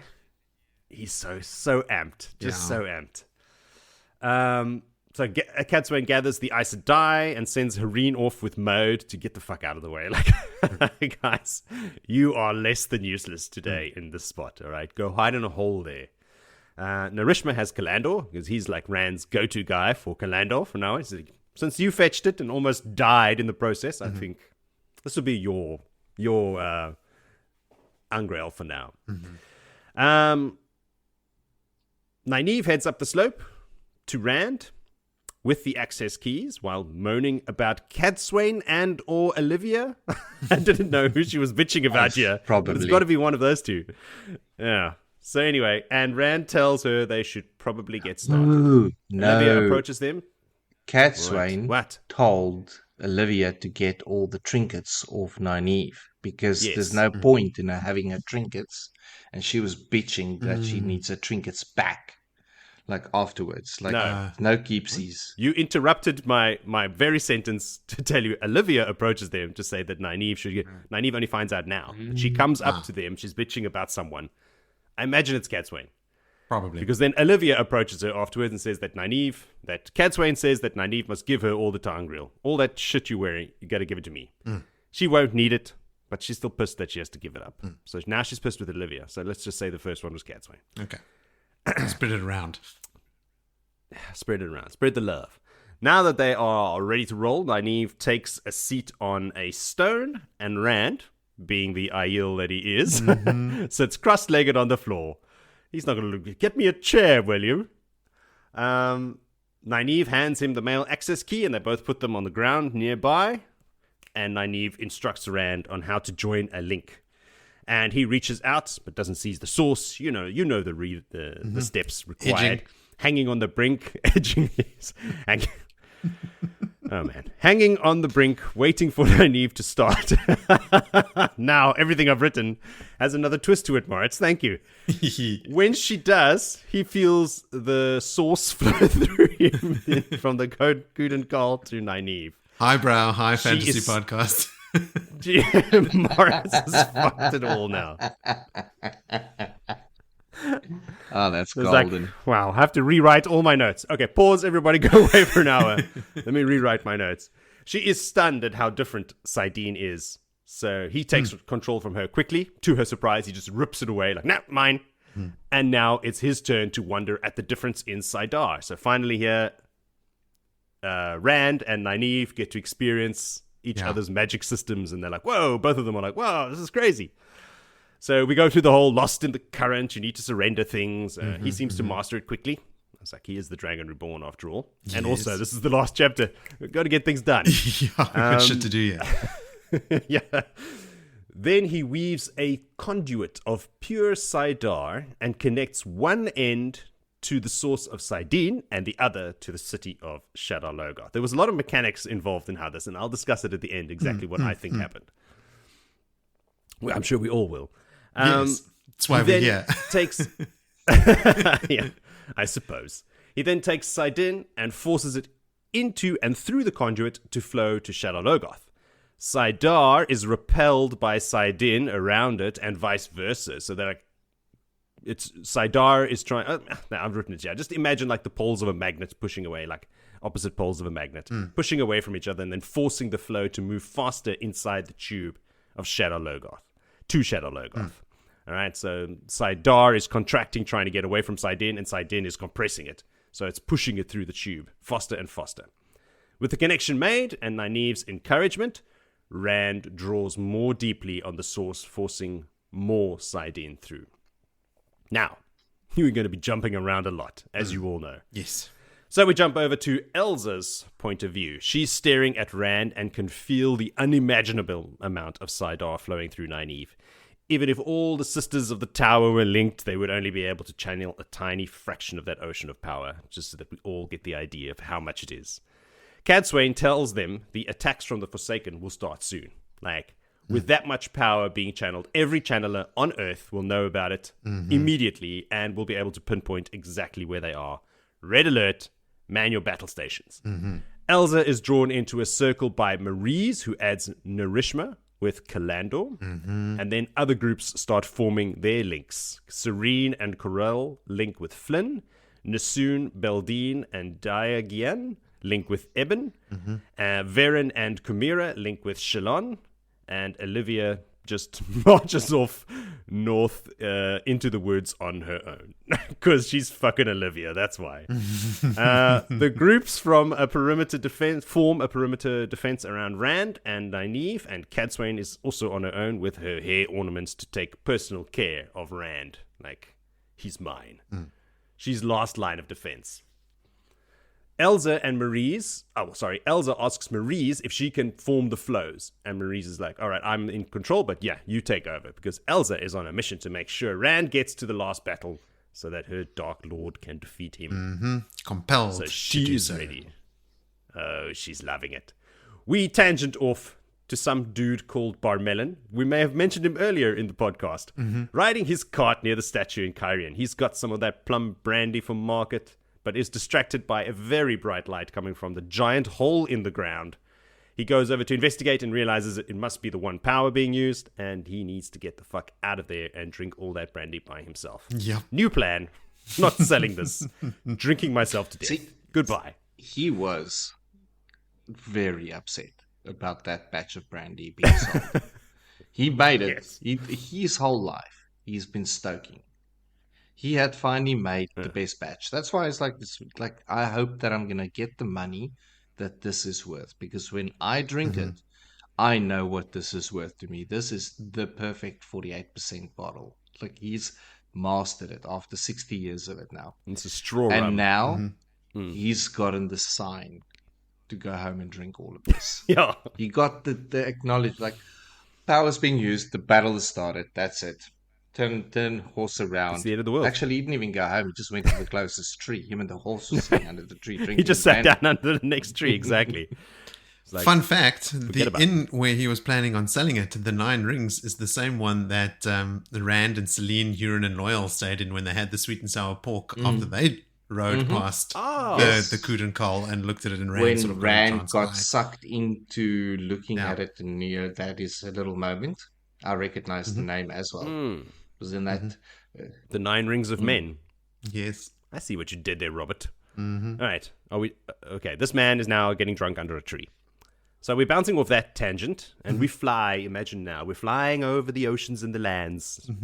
Very fast forward drone shot over to Tremelking, where Timna is worrying over how to save the souls of those godless Athanmir. We don't know who this woman is, just rando, okay? Like Brandy Man.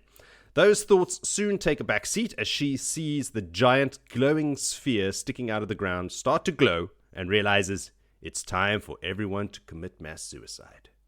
We'll get to that later. Jumping over to Sindane. She's in the middle of recruiting a new dark friend to her cause. But he's not really feeling it. It's like, well, if you are really one of the Forsaken, then I suppose I'll serve you.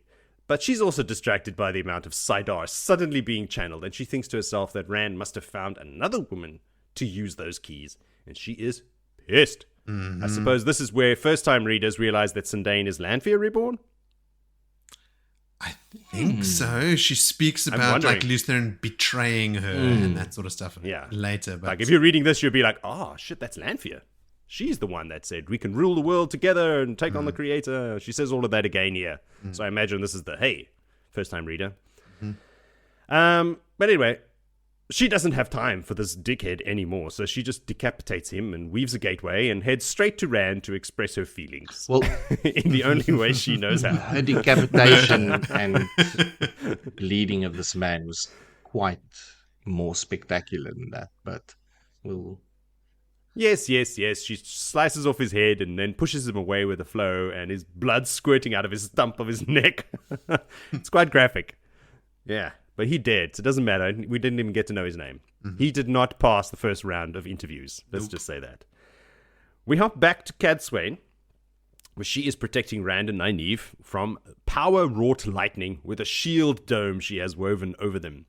She's super stoked that she has an Ungreal because this Forsaken lightning is hardcore. She's never seen anything like it. It's not even that kind of forking lightning. It's just dead straight lightning right on top of her head. Relentless. She's thinking, if I didn't have any of these Ungreal, I would not be able to maintain the shield. We would have been dead instantaneously.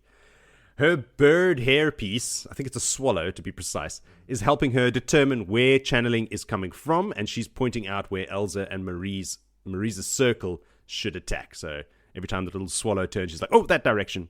Yeah. Her Teangriel detects where channeling is coming from, but not whether it's Sidene or Sidar, so she doesn't even know 100% for sure if it's her own guys channeling activating the little bird or the Forsaken. But since it's happening during an attack on them, she's pretty certain it's the Forsaken. Heck, you know, casualties of war. You know, shit's gonna happen. I think might it's get the bad hurt. guys. Yeah, that way. Shoot him. Maurice is grabbing Narishma's hair, and they are giving each other such lustful bedroom eyes that Cadsuane has to look away. I was thinking someone is getting lucky after this fight tonight. Like, they are channeling so much power, and they just It's their kink. It's their thing. You can draw a Cadsuane has to comparison focus. between those two at the moment, and two young lovers in the thralls of ecstasy in the nightclub listening to EDM. And there's just nothing in that world but that dark cannot nightclub relate to and any that of EDM that. playing. Stroking each other's faces and playing with each other's hair. Yes. Hugely dilated pupils, yes. So, but Cadsuane has to focus on a different young man now. She's checking out these two, thinking, I'm just going to give them some privacy. So she focuses back to Rand and Nynaeve, who is also having like a sort of quasi-orgasm with so much of the one power flowing through her. But her little swallow to Ungril turns again in the direction of some channeling, so it's back to work. Pop over to Rand. He's right next door, so we don't have to pop that far. He can't see or feel anything except the one power. It's taking every ounce of his being and his concentration to keep from being scoured from his existence. From existence in general. How long can he hold on, folks? Spoiler alert. Enough. We hop over now to Demandred. Haven't seen him in ages. Where have you been, buddy? What you been doing? As he steps through his gateway onto the streets of Shadar Logoth. So he heard there was a fight in Shadar Logoth and just walked straight into the city. That was a stupid place to open there. So anyway, he's already figured out what Rand's plan is and how to counter it. Because, in his own words, he's a genius. He's super smart. Luz was smart, not as smart as him, but smart enough. But now that he's in Shadar Logoth and can feel the city quivering, literally, through his boots, he's having second thoughts. His arrival has been noticed by some hair ornaments, and he is already under attack. Weaving another gateway, he runs through it, leaping out the other end into the forest, and he just keeps running. And he can hear and feel the one power attacking the position where his gateway just opened. But he's already making a beeline for Rand. He sees one of the defender groups and has to take cover. It's Flynn, Serene, and Corell. Flynn's old man appearance makes Demandred hesitate. Also knowing that any channeling will give away his position, he waits and watches. That's just the default actions for these Forsaken, hey? But Flynn spots him hiding behind a tree and attacks. Flynn's full of the one power. His eyes are sharp. Sharp. Almost overwhelming Demandred with his strength. He realizes that he must be an Usherman. Demandred realizes old man must be an Usherman. And those women Aes Sedai, and that they must be in a ring, as he calls it. He tries to counterattack, but Flynn has been trained too well. And as part of the link with the Aes Sedai, he is too strong. Demandred, the great general, has to flee, hoping that eventually Flynn will tire and then can make his move. He wants to be the first to get to Rand and kill him with his big smart brain. Back with Lanfear. We're just going to call her Lanfear. The cat's out of the bag.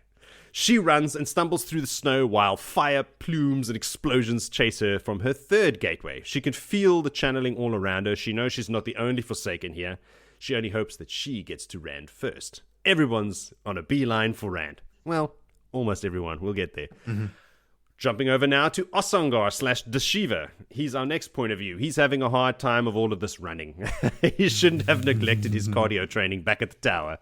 He's also being pursued by flames and explosions following his gateways as he's jumping all over the place. He's finally away from that, and he's lying on his belly looking over a log. He too has felt all the other channeling, so he knows more Forsaken are here. Obviously, they were all ordered by Moradin to be here, so he's realized. He knows they're going to be here, but now he knows they have arrived. He doesn't really want to be here.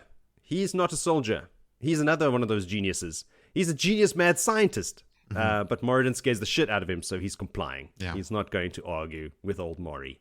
That dude's crazy. He was always crazy. And he's talking about how crazy he was even in the Age of Legends, blah, blah, blah. So I don't know if new readers are going, okay, Moradin's Ishamael. Anyway, a lot of stuff is coming out here. He stands up, and I quote from the book, began to skulk from tree to tree in what he imagined was a stealthy manner. Imagined being the key word here. Hoping to avoid any danger and stay alive until someone else had attacked and killed Rand. So he's like, I'm not going to go running straight at Rand. We're just going to skulk about and see if someone else gets there. And if there's any leftovers, I'll take them. So now we see Varen's point of view. Good old Varen. She's spotted Grendel flitting through the forest in her straith dress, flashing her boobs to everyone. Varen and her circle decide to shield her and capture a Forsaken, but her shield weave just rebounds off Grendel, who then immediately retaliates. She's inverted her weaves and has a little Ungreal ring. I think she's got the one. She's the one with the little Ungreal ring. Yeah, she does. She's very strong, and her weaves are invisible to Varen. But Varen has come too far to die here in the forest, she thinks to herself. So she's fighting for her life. She's just slicing invisible weaves. They're very real. Yeah. So we hop over to Eben, who's realizing he may yet come to love Daigian, the little Aes Sedai who bonded him. He's just checking it out, going like, you're kind of cool. And his affection is going through the bond, and she's checking him out, and she's sending her affection through the bond, and it's like, fuck you, Robert. Don't make me feel great for this dude now. Just like more and more and more about how rad this little guy is. This little group has not battled any Forsaken yet, so far, They've just been wandering around in the forest looking for a fight, but haven't encountered one yet. He's not complaining, though. He was at Dumai's Wells and fought off the Shaunchan. You remember he had to kill that entire patrol by himself? Yeah. He's seen enough one-power battles to last a lifetime, so he's stoked. He doesn't have to fight. His daydream, however, is interrupted by a beautiful woman walking up to them asking for help. She's fallen off her horse and she doesn't know what's going on. Baldine is not buying this whole lost babe in the woods bit, and is soon proven right when Eben feels something that should be impossible. This woman is channeling Saidin. He shouts this out to the Aes Sedai as soon as he feels it and throws himself at Arengar/Halima as he feels Daigian draw deeply on the one power. So that's where we leave the dude. Diving at Halima. Back to Lanfear, who's slowly walking towards her own demise without realizing it. She's spotted Olivia 100 paces ahead and is approaching her, but Olivia is just calmly watching her come closer. So Lanfear is filled with the power, so she can make out all of Olivia's jewelry juxtaposed with her plain clothing and her lined face. So she's wearing enough bling to be like a high lady, like a noble, but she's wearing a plain woolen dress. Her face is weathered. She's got lines around her eyes, so she can't be that ageless Aes Sedai. So who the fuck is this woman? So you'll find out soon enough, girl. Whoever she is, Lanfear dismisses her, which is another very common Forsaken trait, and thinks a knife in the ribs will do for this person. And even if, also she doesn't want to give away her position by channeling, so she's got a knife. But even if this woman is a wilder, Lanfear has been around a while, she does have a backup weave ready for her, just in case this is a channeler. But suddenly, Olivia channels. The glow of Saidar pops up around her, and Lanfear throws her previously prepared inverted weave fireball that just unravels as it gets almost on top of Olivia. Much shock, horror, dismay. Olivia retaliates, and Lanfear experiences her second surprise. This woman is strong. Stronger than she had been before the Elfin and the Eelfin had captured her. Lanfear is just slicing through weaves in her defense, but Olivia is a 400-year veteran of kicking ass, and the earth is now heaving under their feet, and we leave them. Major battle going on between these two epic channelers. Just one-on-one. So good. We leave those two. We head over to Moggy. Hey, Moggy's back. She's envious of Nynaeve getting to channel so much. She can feel all that power. Moradin has forced her to come too. She put off traveling to this place for a while, hoping one of the other Forsaken would deal with Rand before she even got there. She's a real procrastinator. An all-out attack is just not her style. She can feel all the channeling around her, hear all the explosions, and see this giant black dome growing over Shadow Logoth. So she decides to skulk off and hide until it's all over. Her skulking is indeed unnoticed. She's been a skulker for thousands of years.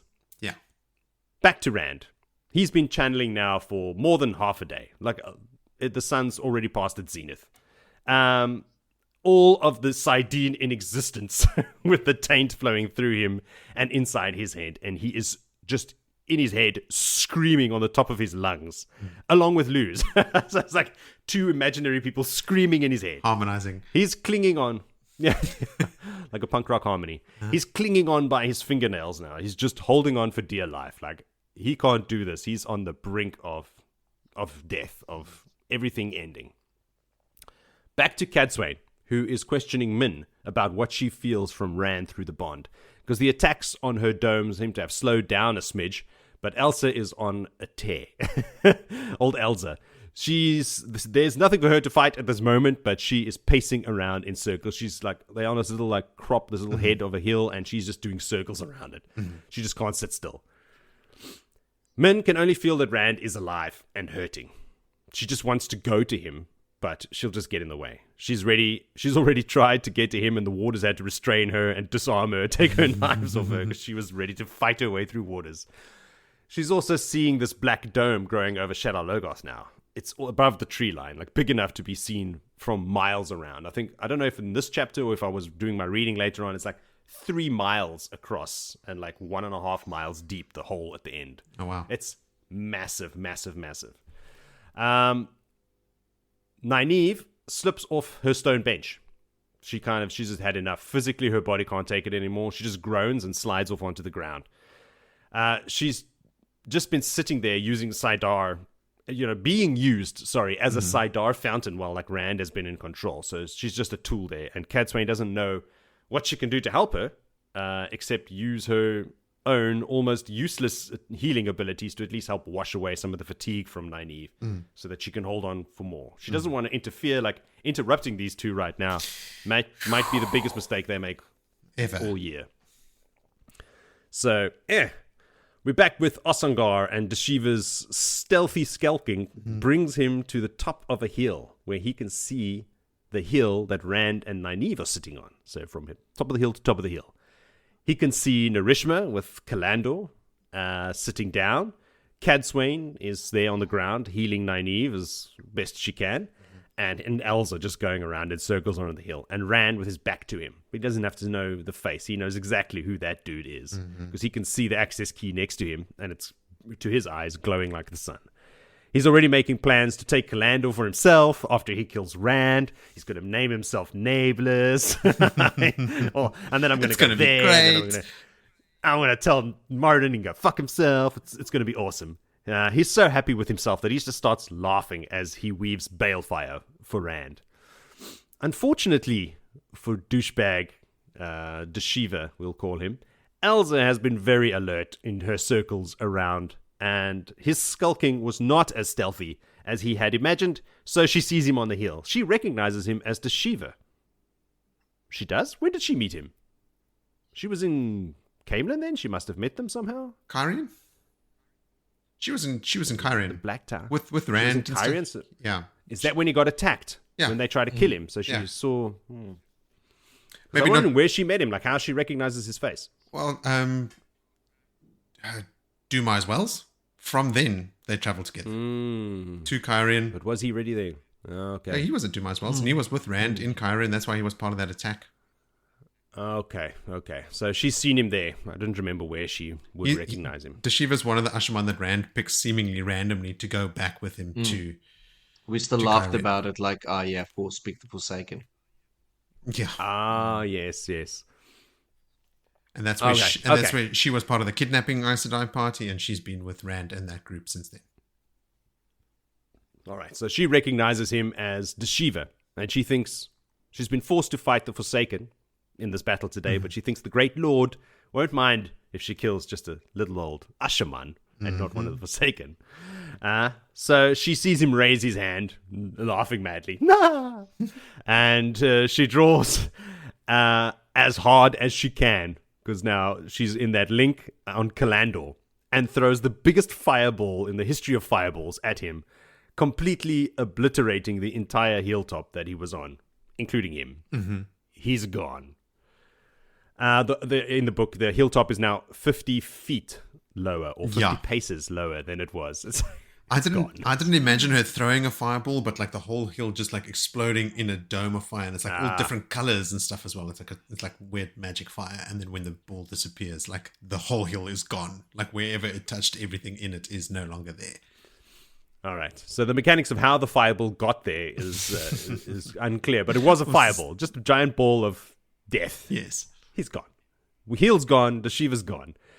Back to Moggy, who's still in hiding, waiting. It's almost sunset now.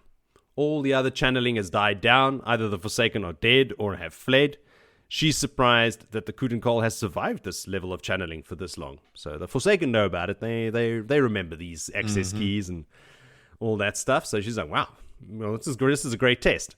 She's also lying on her belly. This is a thing now where I think Forsaken belong.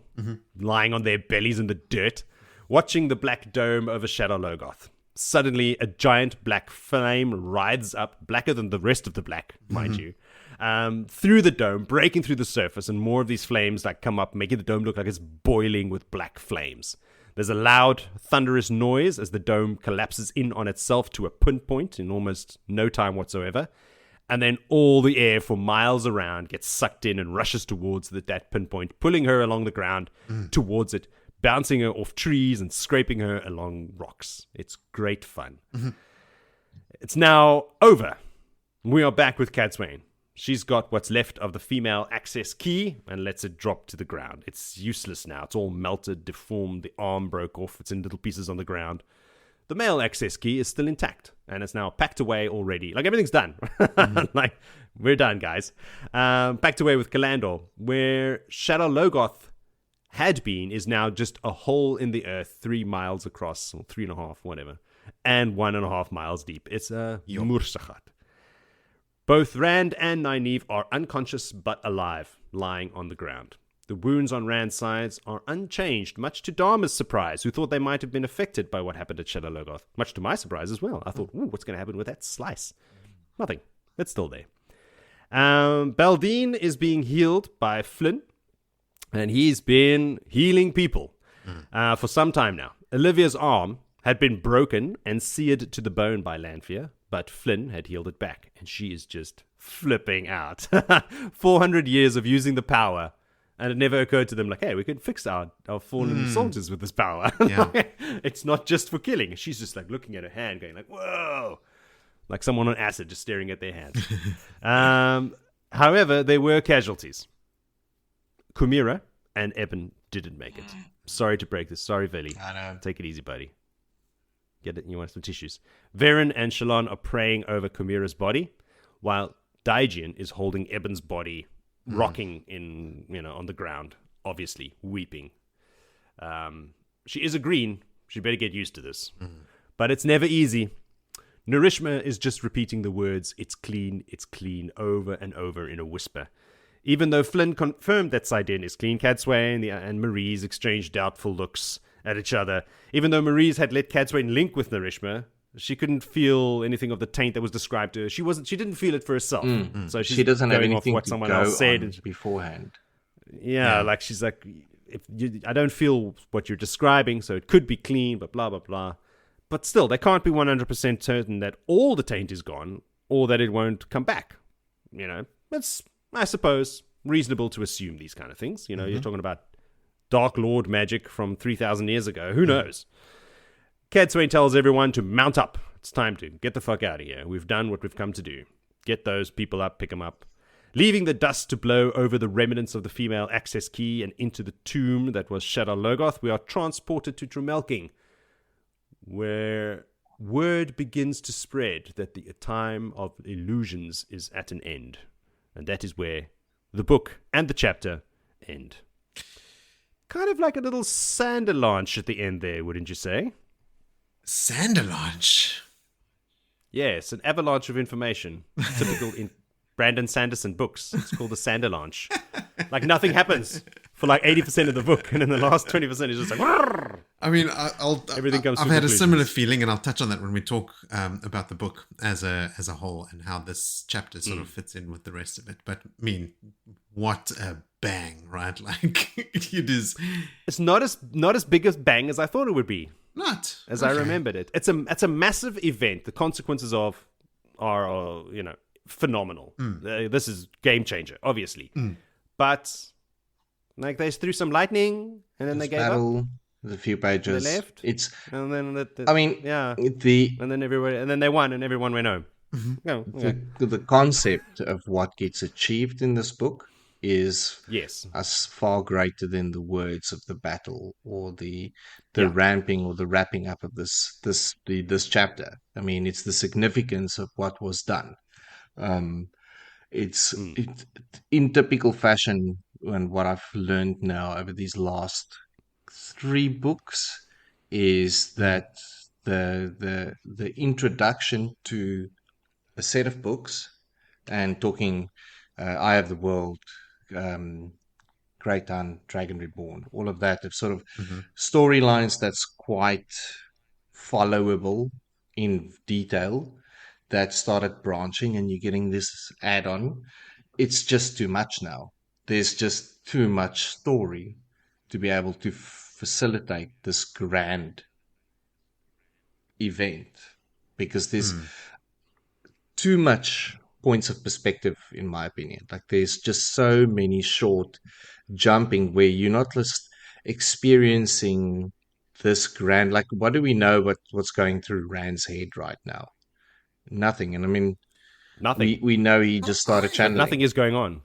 but I feel like He's that just is screaming. actually that's purposeful. I don't think you could write a very compelling passage, like a chapter from Rand's point of view, doing just this thing, right? Because if you had It's that, been you'd done be before. wondering, like, what's going on around. Mm. Has it though? Yeah, like I mean, Rand's battle. So let's go back. Eye of the World, like the descriptions of hacking at the tethers that was connected to. But that's also like that's snap of Yeah, a I fingers. suppose. I That's mean, quick. yeah, It's not long winded it at all. isn't long-winded. Like, I mean, I guess I'm actually quite glad that it moves, right? Because what we've seen RJ do a couple times now is that in these bigger scenes where there are lots of people, I think most notably like the siege of Kyrian when Couladin and the Shadow have sieged, you're also jumping from like all mm, these different little battles. Rand standing on the platform, Matt down in the valleys. You know, like there's a lot of stuff going on, and a lot of things happen off page. mm, So it's actually a mechanism to convey quite a lot of action, but only taking snippets from here and there to show that a lot of things are happening and there is too much for me to explain exactly from start to finish what happens with every character. So I don't think it's necessarily that we're so invested in all these characters and that we need to see what's happening from everyone's point of view, but it's more a mechanism to spread the action mm. out wide to convey the fact that a lot of different things are happening in a lot of different places without the need of having to like really like write down pages and pages of pages of the events in each one of those things.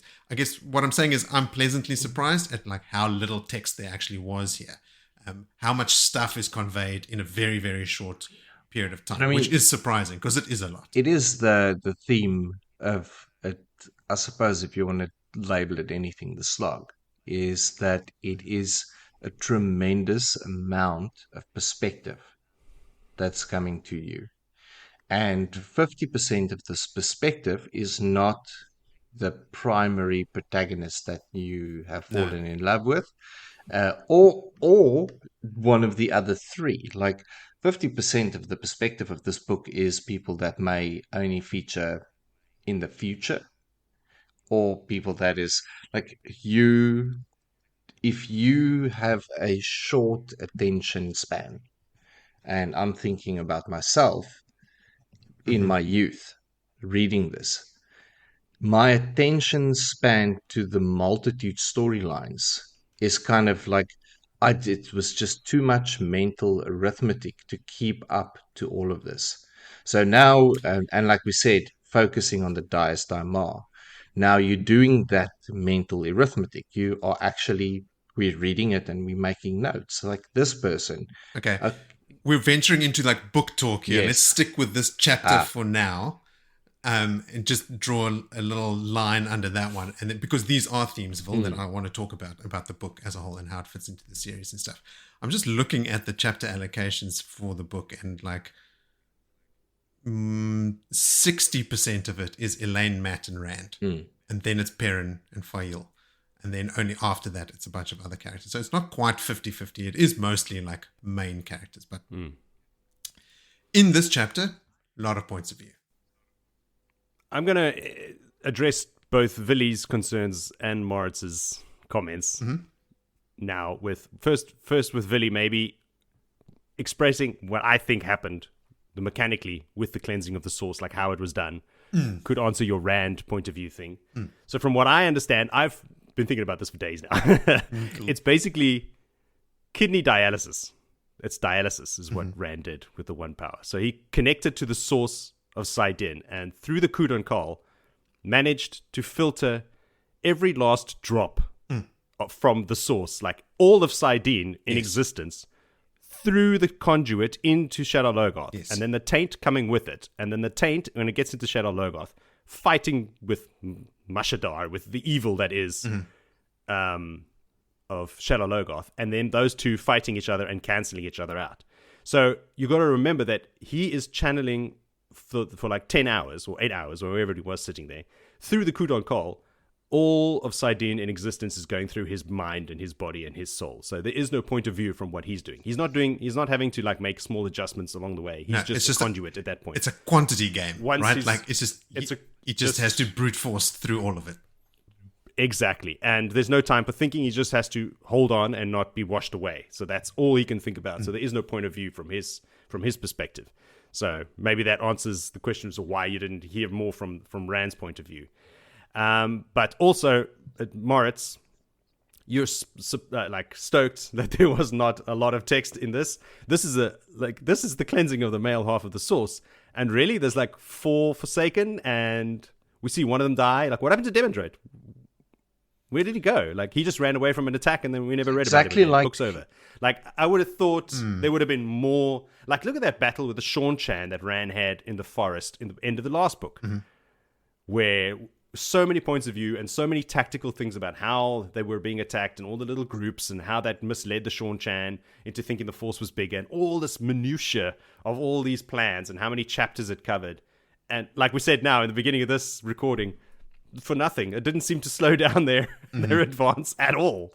So that was all for nothing in the end. But we got so much detail on like strategy and attacks from all different points of view. Like I would have liked to have seen that the Forsaken had a better plan to stop Rand. And maybe brought some fucking Trollocs with them or something, like that side of all those looking back at the event coming in the next book. In the first third of the book, we're going to split because we've now made it clear like how this is condensed in a timeline. Every book is, it's day after day, overlapping after day. Yeah. There's overlapping. We covering stories through the same timeline over multiple pages. So I've no doubt that there's a heck of a lot, and I haven't even touched the prologue for the next book. Like there's going to be so much spillover of dealing with this massive cleansing event. It leaves you on the cliffhanger, like, holy shit, this did not explain enough to me. Like, I'm going to bite my nails for the next 12 months until the next release type of thing.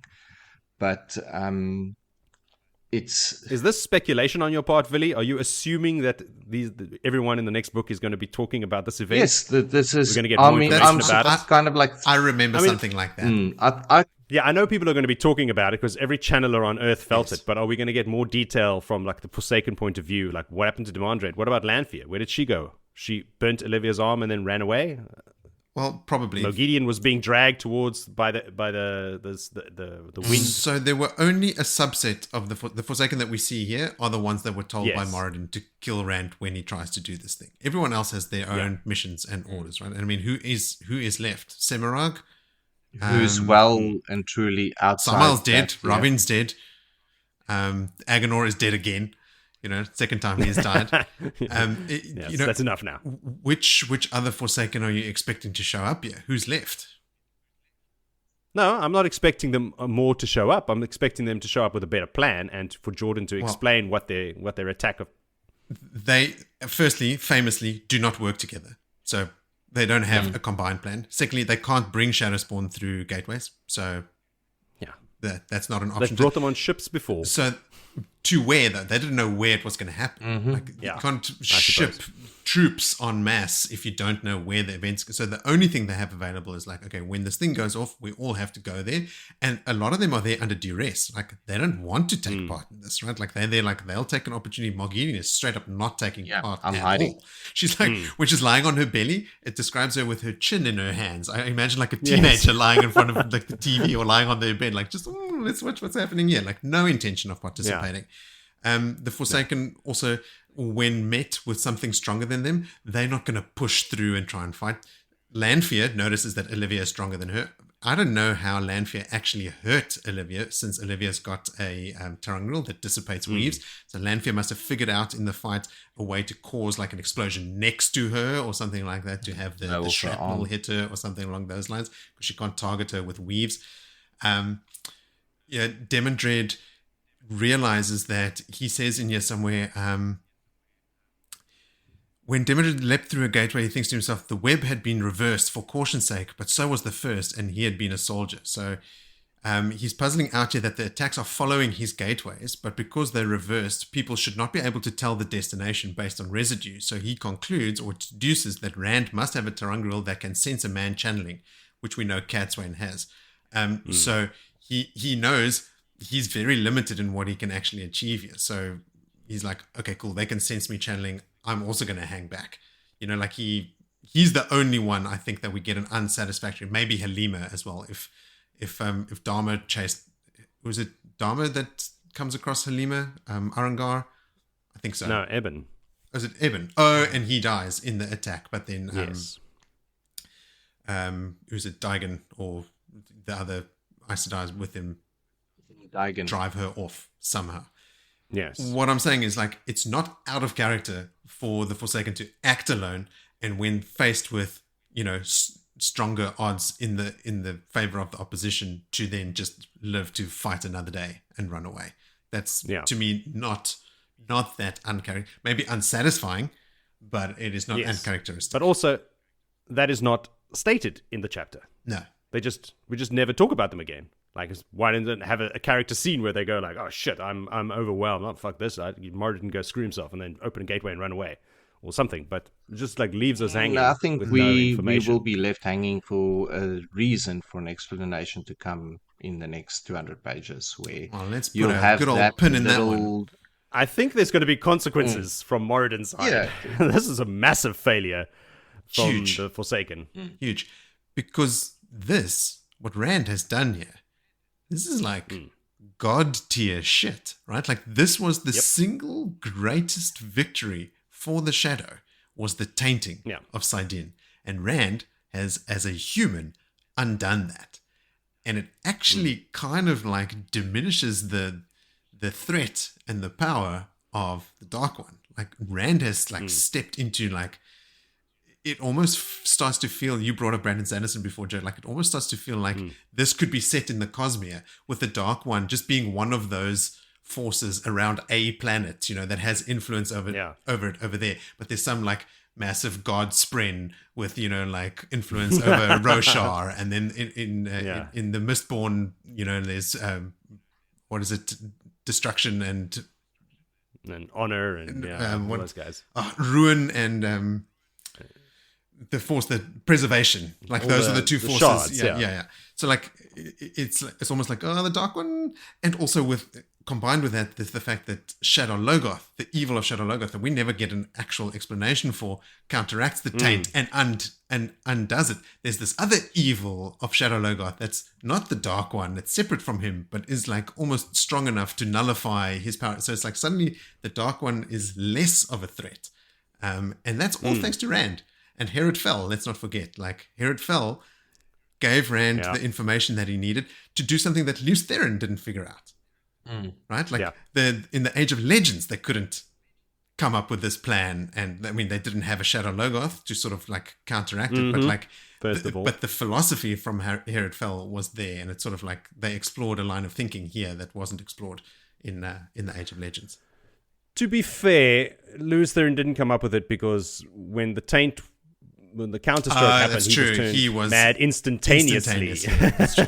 He wasn't of clear Enough time mind to be making such to plans. ponder it. No, that's true. No. That's true. Sorry, Lewis, I'll take So that. we'll cut him some slack. Yes.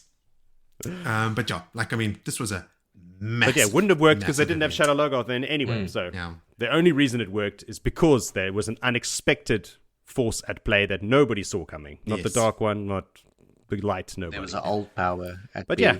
and it acted like a cigarette butt to grab all that tar from the taint and held on to it Oh, yes. inside Shadow Logoth. And I mean, plus, what Forsaken was going to get it right to set the trap in Shadow Logoth? Like, I mean, it wasn't known that it's, but even if they did, like, cool, he's going to go do it at Shadow Logoth. And no Trollocs going to go and hang out there, like, oh yeah, let's go stay and wait at that city. No. Is there anything you guys want to talk about? I mean, because we're already sort of like stepping into like book talk, right? It feels natural. It's the end of the story. Like, let's look at the thing holistically. Is there anything else that you wanted to just cover off about this specific chapter? I've got some notes, unsurprisingly. Like, No, I mean, no, it's more the structure of the chapter, not so much the content, because the content's going to be spoken about for episodes still to come, because we are going to be referring back to this continuously, and we're going to get different. So I'm happy that the explanation of the events will organically flow as we read on. I'm not breaking my head trying to understand what Rand did. I'm looking at it as a perspective or as a story writer bringing together a huge event out of so many different perspectives and not losing the mind reading it. Like, I mean, if it becomes a point where there's the story can be so complex where you just go, fuck it, this is now becoming work. yeah. And You mean like the other times we read it? well, potentially, yes. And I mean, it might, for me, the book that will always come to mind that book was the Silmarillion, where I just said, like, this is not fun. This is too much work. This is like homework, yeah. Basically, you've got to, and there's a fine balance between holding on to the reader, and I think this is what makes it the slog, because it's the part where people's minds drop off, because the mental arithmetic to keep up to this developing storylines and not necessarily developing adventure. Like, there's not. Are you talking about the book again, or still the chapter? Still the chapter, but it plays into the book, because I mean, it's the grand finale where you're expecting, and what we're seeing is that the last chapter, okay, yes, it's a long chapter, but the next chapter is a prologue that is triple the size. Yeah, it's 80 pages. That's going to explain stuff. Like, okay, this and that, or maybe just muddy the water even more. I'm like, this is now a brand new territory for me to go into, getting to this part. It's a literary device to use quick changes and quick bursts of information to create a feeling of increased urgency, right? In all the battles that we read, it's this quick jumping from this point to this point to this point. A lot of things happening off page. And I think it is to create a feeling, right? Like, there's a lot of shit happening at once, and that's why we can jump. And every scene we jump to, there's something happening. There's a confrontation. There's a Forsaken throwing Grandal, Ossengar, Arengard, Demondred, Mogideon. They're all there, right? Like, it's all happening. And that's why when it flits around like that, this is still just a fraction of the characters in the story, right? So it's not like RJ's trying to bring all the characters together. I mean, none of the Elaine, Matt, Perrin, other storylines are at all involved here. I think it is a device used to create a sense of rapid action, and that's why the sections are also so short. And that's why it's good for like a battle scene. I think it is counterproductive in the event. And what I mean by that is, this isn't a short battle. This is a long, protracted event of cleansing. It's almost like it could have been and I mean, yeah, listen to me. I write books every day for a living. But Rand and Nynaeve is sitting there channeling so much power. They're melting statues. Mm-hmm. Things that should not be able to be broken is busy melting. Mm-hmm. Like the focus on that event with the short little bursts of perspectives is like it's a quick storytelling of what happened for 2 minutes in this 3 hours. Like it negated the spectacle that is the cleansing of the source by making So, it almost rapid fire. Uh, so what would you have it liked to see then? Like if it's a 12 hour, it's like from morning to night. They are just sitting there, not speaking, just channeling well, the same weave and remember maintaining the same channeling event for 12 hours. Like how would you like to see that portrayed?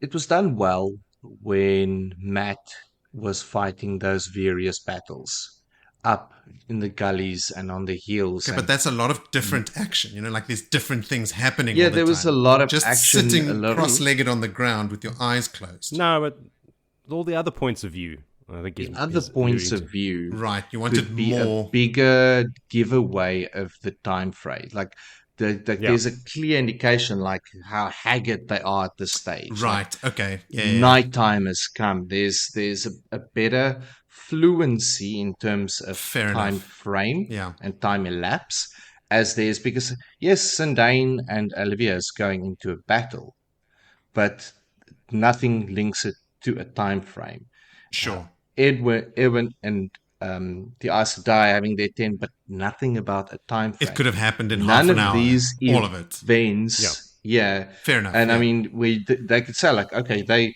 why is she up on that? Why are they up on that hill? Because they've already traversed the whole valley. They're not going into what Shadow Logoth is, but they're on the perimeter of Sure. Shadow Logoth, a big area. And okay, we want to get high ground. Let's climb that mountain. Mm. Yeah, it takes time to climb a mountain. It takes time to get you there. And then to be on that outcropping, only to be found out by one channeling event. I mean, there's chess happening. It's not just lightning bolts just being thrown because you have to attack and retreat. And Sure, yeah. I mean, it's that They feel very is lost isolated for and not me. connected to the whole event. Yes, Okay. yes, Yeah, no. it's where this could have been a not just the cleansing, but the fight was lost in it. The battle as a whole. Like, Mm. where are people making inroads? Where are people getting close? Where are people far away? At what time do they And I mean, decide to run away? is it written tactically like that to set up? Because remember, this is one story now for me. Like I've said, Mhm. to the way that I look at it is just somewhere there had to be a back cover and somewhere the front cover, and it Mhm. had to go on it. And you can literally drag and drop those covers wherever you want in Mhm. this last long stretch because it really is not Yeah. anything that's sort of clean break. Oh, 4 years passed and 4 children was raised Yeah. at this point in time. We're going to go straight back into Rand still being passed out, probably, or just a little bit of healing happening. And Yeah. his side is going to ache. I actually It's feel like, and this is again venturing into talking about the book as a whole because this is the final bookend of it, but I feel like this chapter is also completely unrelated to the rest of the book, right? Like it's a lot of stuff that we'll talk about, and then RJ sort of throws us a bone at the end by like a high action, high impact, high consequence chapter, which is unrelated to virtually everything else that happens in the book. Rand mentions once or twice that he's going to cleanse the source, and then at the end of the book, boom, big battle, and he cleanses the source. There's very little build up that leads. I mean, they walk through a gateway, like Jody, you said, in 45 seconds. They've just walked out of Farmading. I'm going to cleanse the source. Gateway open, step through. Okay, let's start. Sit down, go. Like there's no actual leading to that specific event, which does make it feel a bit weird, and I think is a bit of a like RJ pulling a bit of a fast one at the end when, and we'll talk about the book and how it's considered part of the slog, but all these cool things happen. But yeah, actually, the vast majority of the book, this thing is unrelated and is not happening. There's a lot of talking and sitting around. Okay, let me get my final notes for this Should we chapter get in? out. Okay.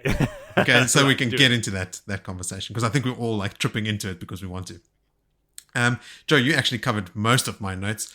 I had one here saying it's RJ reminding us one more time why they are cleansing the source. Flickering flames seemed to broil him even while shrieking wind blasted frozen particles of sand across his skin. That's what it feels like to channel Saidin. RJ just going, yeah, it's really shit to do this, so it's really important that they do it.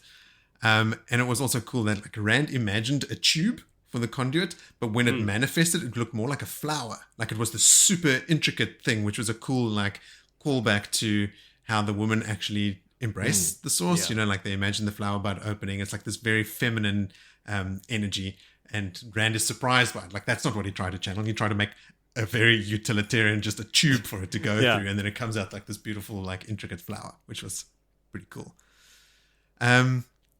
Interesting observation, Joe. I think you said this about Elsa when she sees Nynaeve channeling all this power. She thinks like all the sisters in the tower combined could not channel this much of the power. That's a wild statement to make. That's like 900 sisters, you know, like that's a lot of Aes Sedai. Yeah. Let's see. Oh, we spoke about Demon Dread. Is this the first time we read about Deshiva being Osangar? It's hard to tell because we know the whole time. Yeah. But That's the problem I had. he says this almost obvious thing where he's like posing as Corlin Deshiva all this time, has blah blah, you know, like it's almost like stating it outright for the reader to go, this is the moment. And I feel like I remember round about this time realizing it, like having that when I read it the first time, you know, like having like, okay, because it was quite late in the story that I came to that conclusion when it was spoon fed to me, much like it was here. Yes.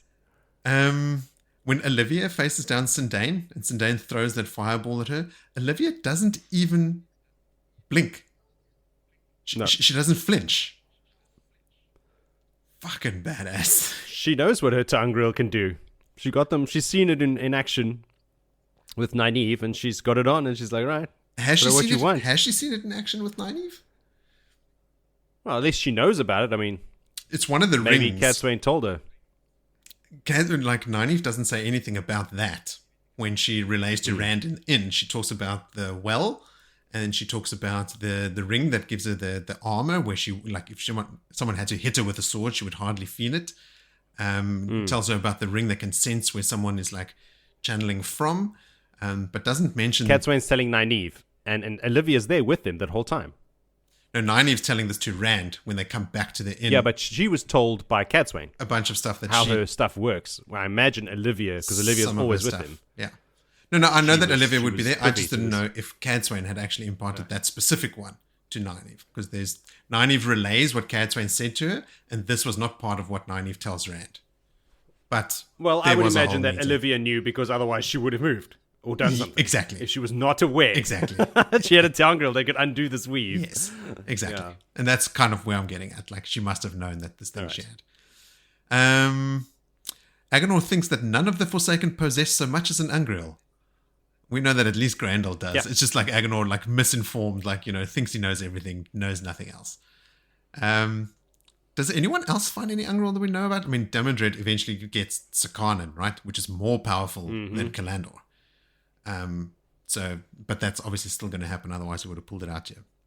But I can't think of any other Forsaken that I know of that have any Ungriel.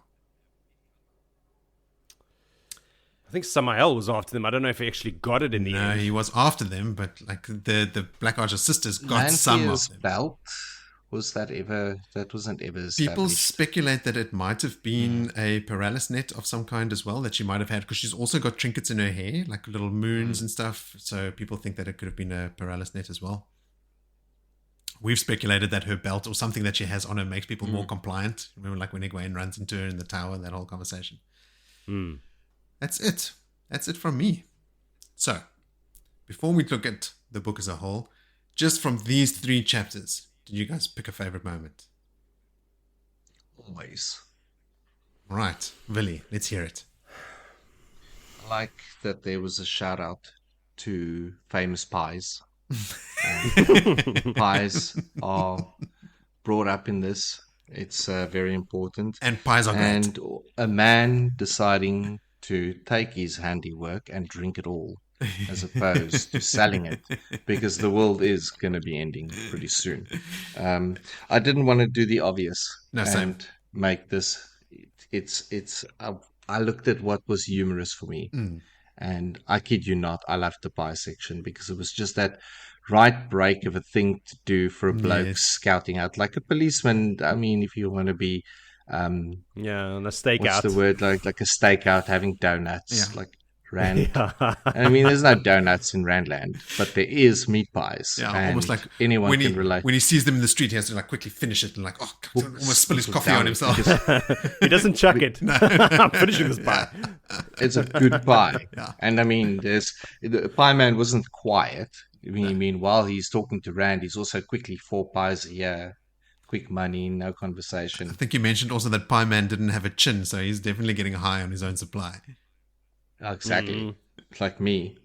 You got If I to was taste a those pie. pies before gotta. you send them out into the world, you know? How about you, Joe?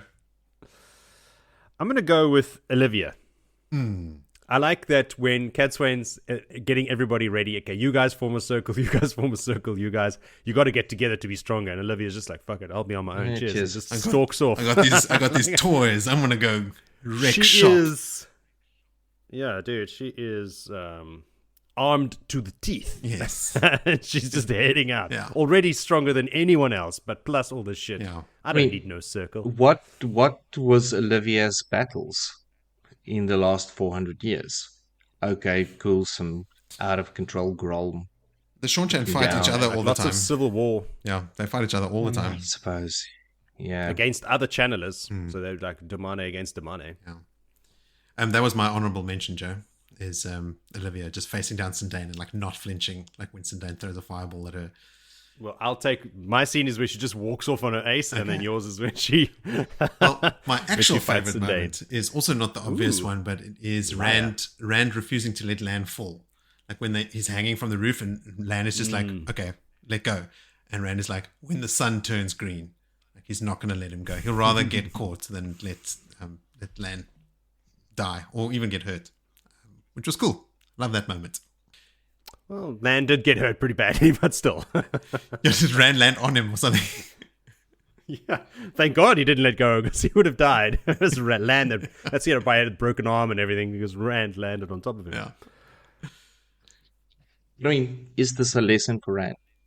Again, that you got to let some things go to get to where you need to be, or Yo. you end up in a box. A lot of hard lessons That's for why old he's still Rand. not cold enough, he says, because he was getting super cold. He was ready to tell Min to go for Olivia to take her back to Camelin or Kyrian or wherever the fuck to be safe, but he couldn't form the words. Yeah. So he's not yet 100% steel, Yeah. but steelier than yesterday. Okay, so we've already sort of delved halfway into, I've said 2 of the things that I wanted to say, like the brunt of what I wanted to say about the book, but I'll recap those. But before I recap my thoughts on it, I'll give you just a quick recap of what happened in the whole book. All right, so get comfortable. Oh, yeah. All right, so Talene admits to being Black Arger. Elaine becomes first sister to Avienda. We see the formation of the 2 factions in the Black Tower. Perrin finds out Fael's been kidnapped and he has to deal with Berelain, the Prophet, and all his camp politics and then decide how to act. We see Roland bring the captured Fael, Morghese, and Co. to the Shido camp where they meet Savannah, Tharava, Galena et al. And already learn about the undercurrents among the Shido and the start of the Oath Road mission. Elaine starts to come to grips with how to rule Andor effectively while still not actually having the throne. Rand sends her the captured Damane from his battles in Altara, and Nynaeve decides they need to free them, so we meet Olivia, which is rad. Elaine is fork-rooted and saved by David Hannon, posing as Doyle and Mellar, but who has planned the attack with Minnie Skane, who is also in Camelin. Rand and Min travel to Camelin looking for Matt and Nynaeve, but Matt is not there, so Rand asks Nynaeve to help him cleanse Sidene. Elaine, Avienda, and Min bond Rand as a warder. Elaine falls pregnant with Rand's twins. Demondred, Grandal, Orangar, Osangar, and Sindane are ordered by Moradin to kill Rand if and when he tries to cleanse Sidene. Tuon arrives in Ibudar. Matt starts investigating what Aludra could use the Bellfounder for and is keeping an eye out for how to get out of the Shawnchan-occupied Ibudar. Matt is attacked by the Golem and is saved by Noel and later meets Tuon. He starts making serious plans to leave, but in the progress promises to tell Anan he'll help some Aes Sedai escape with him. The Seeker, Almarat Moore, employs Bethaman the Suldam to spy on Egeanan, but Bethaman instead spills the beans to Egeanan, and she and Beldaman start planning to get out of Ibudar as well. Rand tries to kill Rokade and Kisman in Farm Madding, where Kisman accidentally kills Rokade and is killed himself by Paden Fane. On orders of an unknown Forsaken, Slayer tries to kill Rand and Min, but misses. Cadsuane and her entourage track Rand down in Farmanning. We see Varen decide not to poison Cadsuane because she believes Cadsuane is acting in Rand's best interests. Elaine meets with the Borderlander leaders and strikes a deal with them, and soon after gets word that they're about to be besieged. When Tylan leaves Ibudar for a couple of days, Matt decides to pull the trigger and finally escape the city. He teams up with Aegean and Beldomon during the escape and frees the collared Windfinders and kidnaps Tuon. Rand gets an anonymous tip about the location of Gedwin and Torval. He finds them dead and Peyton Fane lying in wait for him. Chases off Fane and land kills Torum Ryton, who's been traveling with Fane since the fog attack. Rand is captured and imprisoned, where he starts his emotional hardening anew. Cadsuane coerces the council to hand Rand over to her and not the tower. And finally, Rand and Nynaeve cleanse Sidin. That is a lot of stuff. But, yeah, like I said before, mostly Matt and Elaine. Bits of Rand in between, right? But the majority of the time is Elaine dealing with Andor and Matt dealing with what's happening in Ibudar. And like I said before, then you get this like huge like payoff at the end. But Levi Wagner he's sent something in that is going to go along these lines as well. It is definitely, I can see why people would look at this book as part of a slog, because Elaine physically doesn't move anywhere. She's in Camelin the whole time. Matt physically doesn't move anywhere. He's just in Ibudar the whole time. And even though he pulls the trigger and like plans the escape, he doesn't actually get out of the city. So like everyone is very stationary. Rand gateways a little bit, but for the most of the time is in Farmading. Doesn't actually, his goals are achieved, but he doesn't kill Rocade. Kisman does. He doesn't kill Kisman. Fane does. He doesn't kill Torval or Gedwin. Fane kills those as well. He doesn't kill Torum Ryton. Land kills him. So like Rand has gone there to like kill all these people, and he doesn't end up killing any of them himself. So he's just basically one. Who did he kill? In the alley. In the alley. He rolls over Rocade and Kisman stabs him. Because he's trying to stab Rand. Right. You know, so like, Yes. I know I'm being pedantic here, but I mean, that's not unexpected. Right. But you know what I mean? Like, Rand has gone there to do these things, and he doesn't actually achieve those things. And he gets captured, and, you know, he gets hurt. And, like, Cadsuane has to help. Everyone feels very static and not like they are achieving anything. Like, Elaine, as we see her the last time, is, like, getting besieged. Now, a siege is going to start. She's not going to be going anywhere for ages, right? Like, it's just not a lot. Perrin sets off after Fail, but doesn't have a scent, hasn't been dragging his nose through the snow. Two sieges coming. And already not just, we forget about it, in the end of the last book, a siege is announced. Like, cool. Yeah. Egwene is moving on Darvalon. That siege has started.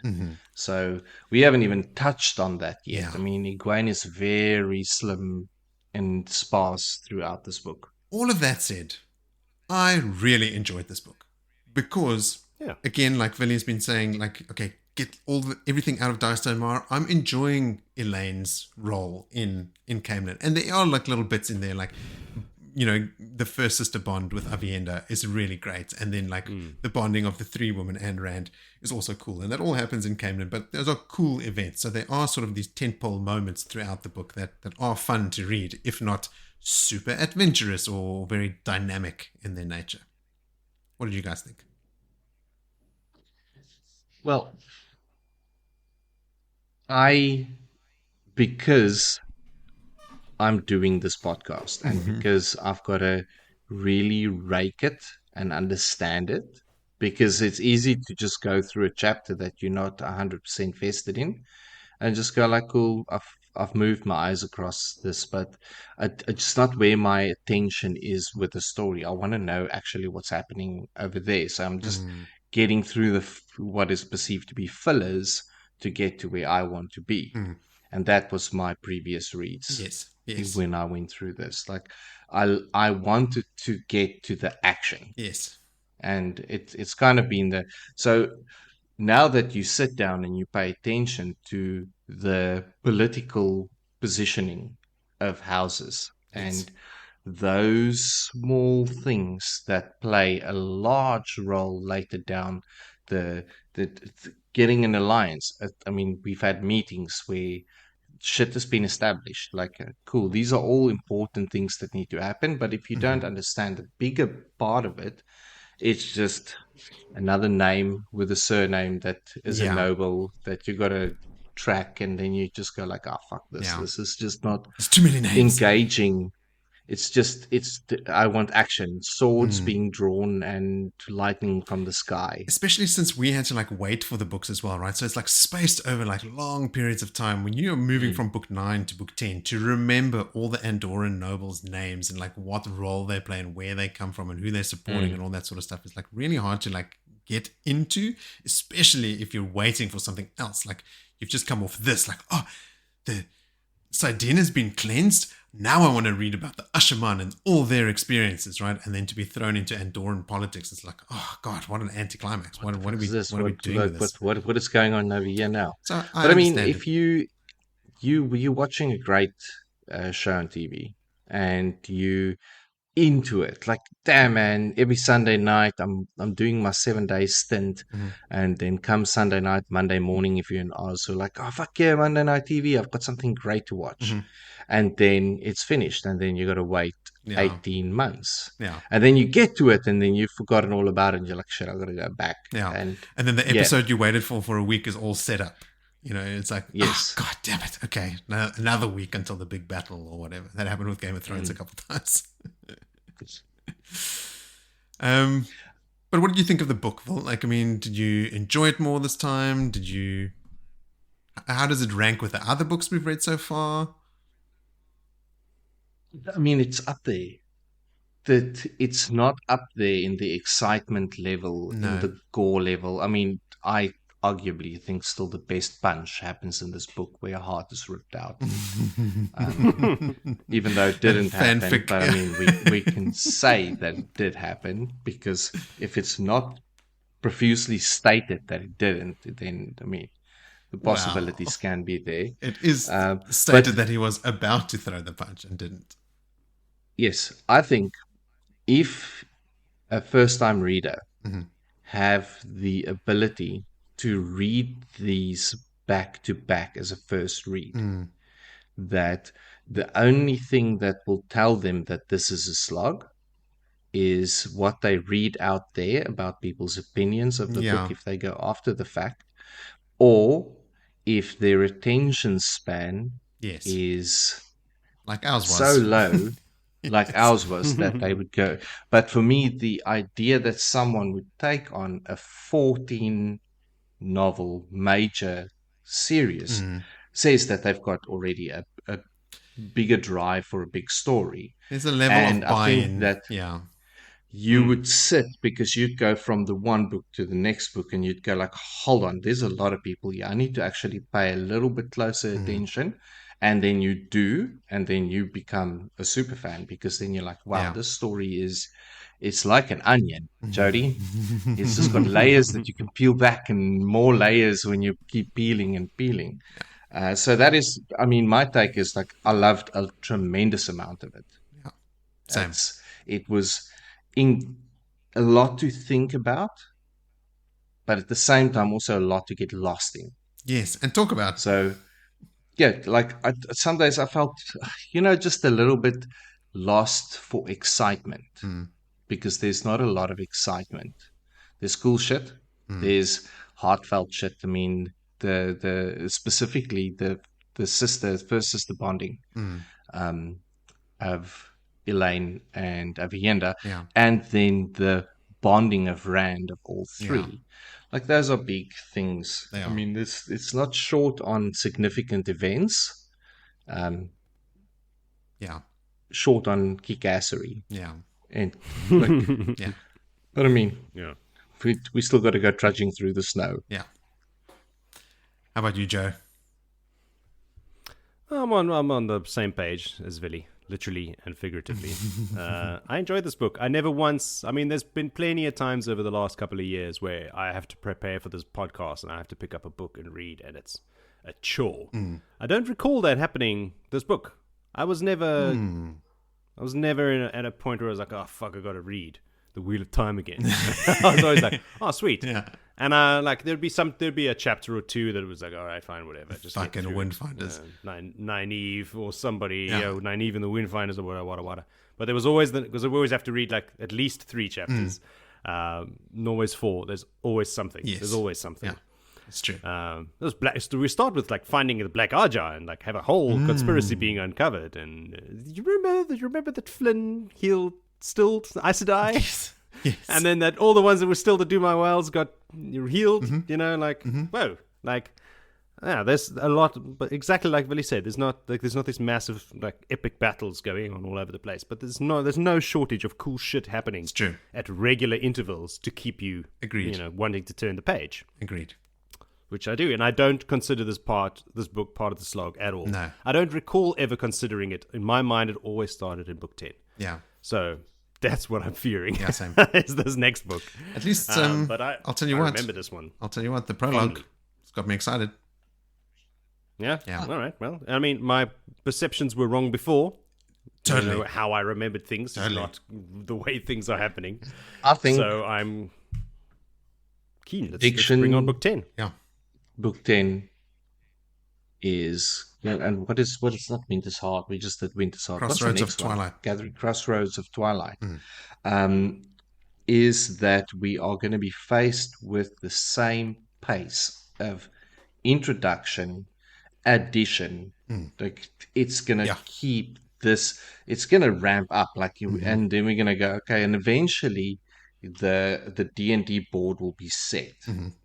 And I mean, that's the part where you're going to go, okay, cool, you're going into the final battle, and then it's everyone's rolled for initiative. It's go time. And there's a lot of table There's settings. a lot of wild shit that still happens in the last couple of books. I mean, like the whole Tower of Genji mission is still coming. There's a lot of interactions with the Sean Chan and them sort of like actually like making uneasy alliances with some of our characters. And then the final book is just like wall to wall action. We are going to be feasting when that rolls around. But this is now, we now getting onto that steps. We're getting there. Okay, That's what I'm maybe saying, a like- bit of homework to do. Not the final stretch, but we're rounding the corner leading up to the final stretch. Like, do anyone have an idea till Rand wakes up in Moradin's body? How many days are we got to go? In the story? Today, in the story. Yeah, story days. Story Dunno. days. Don't know. We're not in Couple of months, it's not I'd imagine, story at most. years. Yeah. We're not talking story years. The It shit's wouldn't even be a year. Yeah. because we go through winter and we go into summer, don't they? Do they even make it into summer? I think so. Or at least into spring. Okay. Let's hear from Levi Wagner, who sent in an email about the book as a whole. So he says, "Hello guys, I wanted to send in some thoughts on the ending of Winter's Heart and the book as a whole. The Cleansing of the Source is an excellent chapter of action and suspense that makes up for the lack of action in the other ending chapters. Cool. It's one of those chapters where you are trying to race to the end to see what happens, but read slowly to make sure you don't miss a detail at the same time.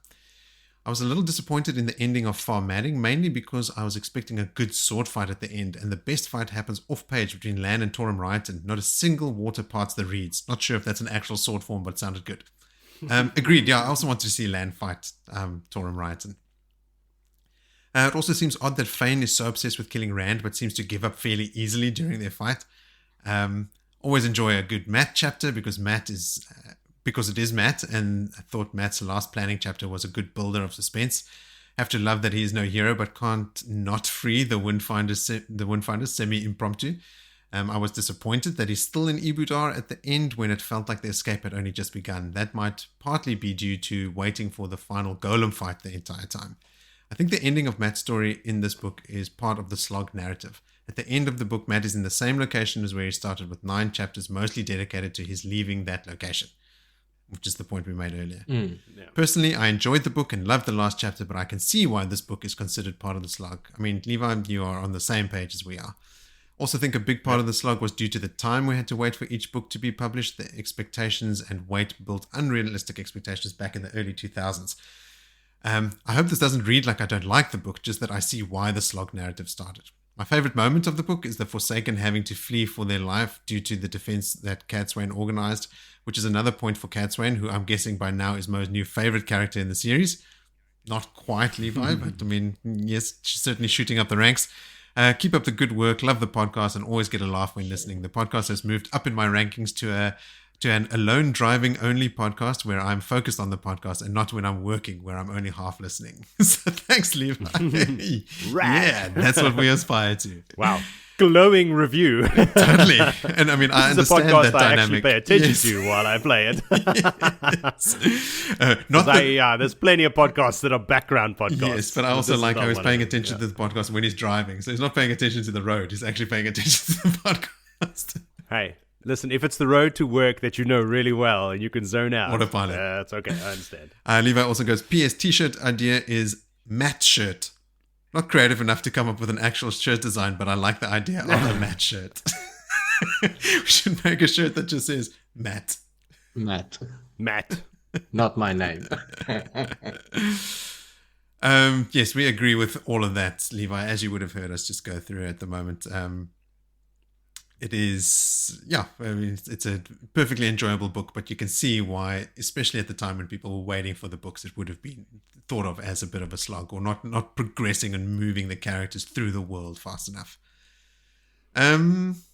All right, so for the three of us, what are your favorite moment from the book? It's a tough one. This is a tough one.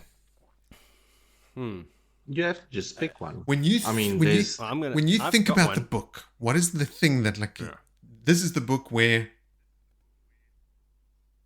fill in the blanks. Where they cleanse the sauce. But that's not my favorite moment. I'm also steering away from that. Yeah. I'm going for Avienda and Elaine's bonding. Okay. That is the sister. I can remember where I was sitting when I read that. I can remember the emotions I was feeling. One of the cries you had. One of the cries I had. I was on the beach this time. It was not near any waterfalls or water slides. No.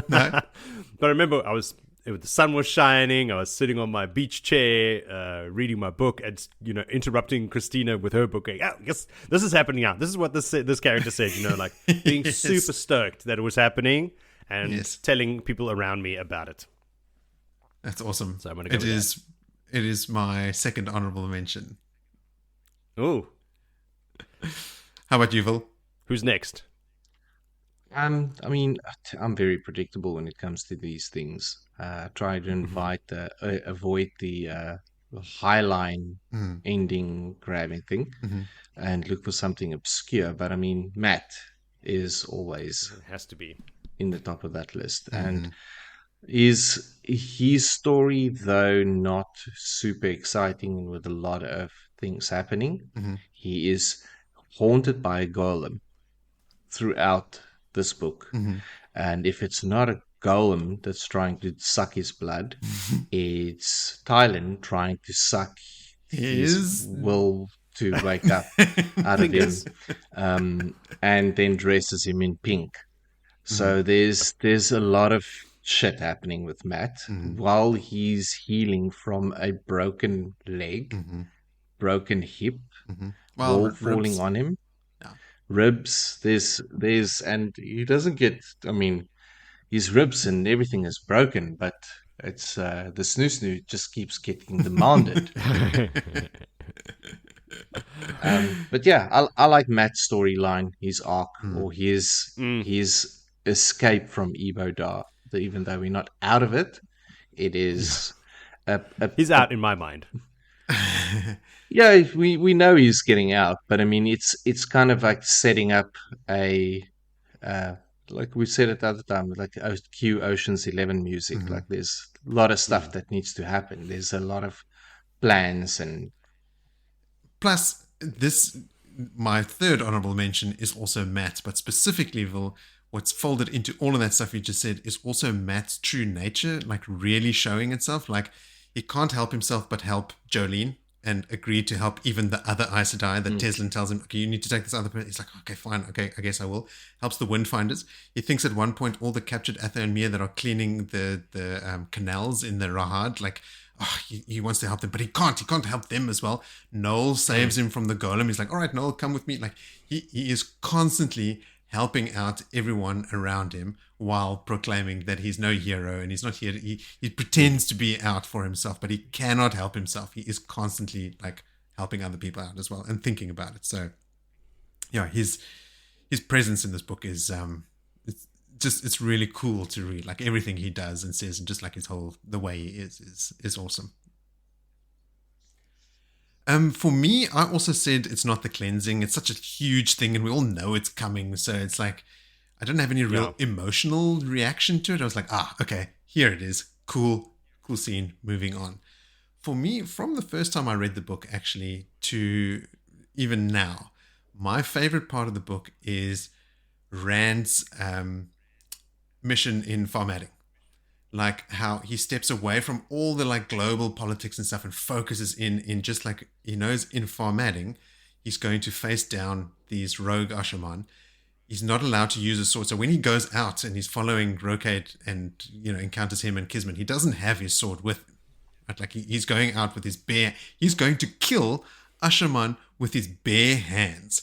And when talking to Min, just like so matter of fact about like, why would I be afraid? And they just needed killing, like he's not worked up about it. He is just cold and methodical. And then like when he encounters Rocade, while he's not the one that lands the killing blow on Rocade, the way he deals with him, you remember like he steps like right up to him and like pushes the sword back into his scabbard. And as Rocade steps away to try and create space, he just flows with him and he keeps like right in his face and then like chops him down with a couple of hits and was about to kill him when Kisman shows up.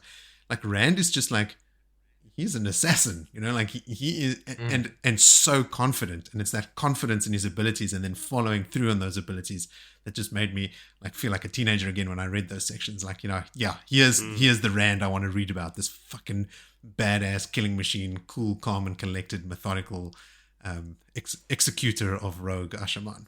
And even thinks like if he has to face 5 of them at the same time, he'll probably take some wounds and have to lose the sword if he had it with him. But, he can still do it. It's just not worried, which is great. My other honorable mention. I mean, he was practicing. Yes. Practicing, remember, they're in front of Bashir with 5 paying the best people in the world to fight against him. And he does. He stays on all his skills. He does hand-to-hand combat with Aiel. He trains with them. Then he does sword training. Like he is constantly honing his skills. The other honorable mention I had was the bonding with Rand and the girls, like Elaine, Avienda, and Min. Sort of like I said at the time, like now we can just park that whole thing, right? Like all this tension around how Rand is going to be when the women are all together and when they find out about each other, and he's such a lecherous old goat or horny old goat, No, everybody relax. This is now no longer a thing you need to worry about. Okay, parked. Yeah, and I think like that didn't have the same emotional impact with me as the bonding between Elaine and Avienda did, because it was just like, okay, you're right, it's done. It's finally a relief. settled this bullshit. Yeah, it's a relief. Thank God it's done. Yes. The other one was I didn't remember that when I. It's a beautiful bonus. This book. And it's a beautiful scene, and it's well written as well. I also really enjoyed really it. understood what was happening there, whereas the mechanics behind Rand and Min's, and then the weaves changed into a different kind of weave. Like how, whatever. Yeah. Not even gonna try and open up that can of worms. All right. Awesome. Now, on that high note of all tingly things that you absolutely loved in this book, who's the douche of the book? Because I've got a douche of the book picked as well. Book douche. Book douche. Okay, you tell us who your douche of the book is. This is not something I prepared Captain before. Mela by far. Like, Ooh, yeah. I mean, Oh yeah. he does throw a sword across the room and like. yeah, but it was planned. It was an act. Cool. He still has to like pull that off. That's pretty rad. I mean, I hate the guy. Don't get me wrong. Especially because I love Elaine so much, especially on this reread, right? Like Elaine is one of my favorite characters. So like, I really hate him being anywhere near her. Biggest douche in the story? I don't know. So many douches. Yeah, so many to choose from. I mean, Valen Lucas, he's easy pickings. He's more of a slime ball than a douchebag. Like if we have to get specific now. Captain Mela. Oh. He's a dick. What's the name got his comeuppance now in this book in the beginning? Old drunkard. Oh yes, Jacob Carradine. Jacob Carradine. Oh, yeah. Yeah. Oh, I So forgot you got about him. his. Good. Yeah, well, you can now because he's dead. Millie Skane is in here. Yeah. I'm not a fan.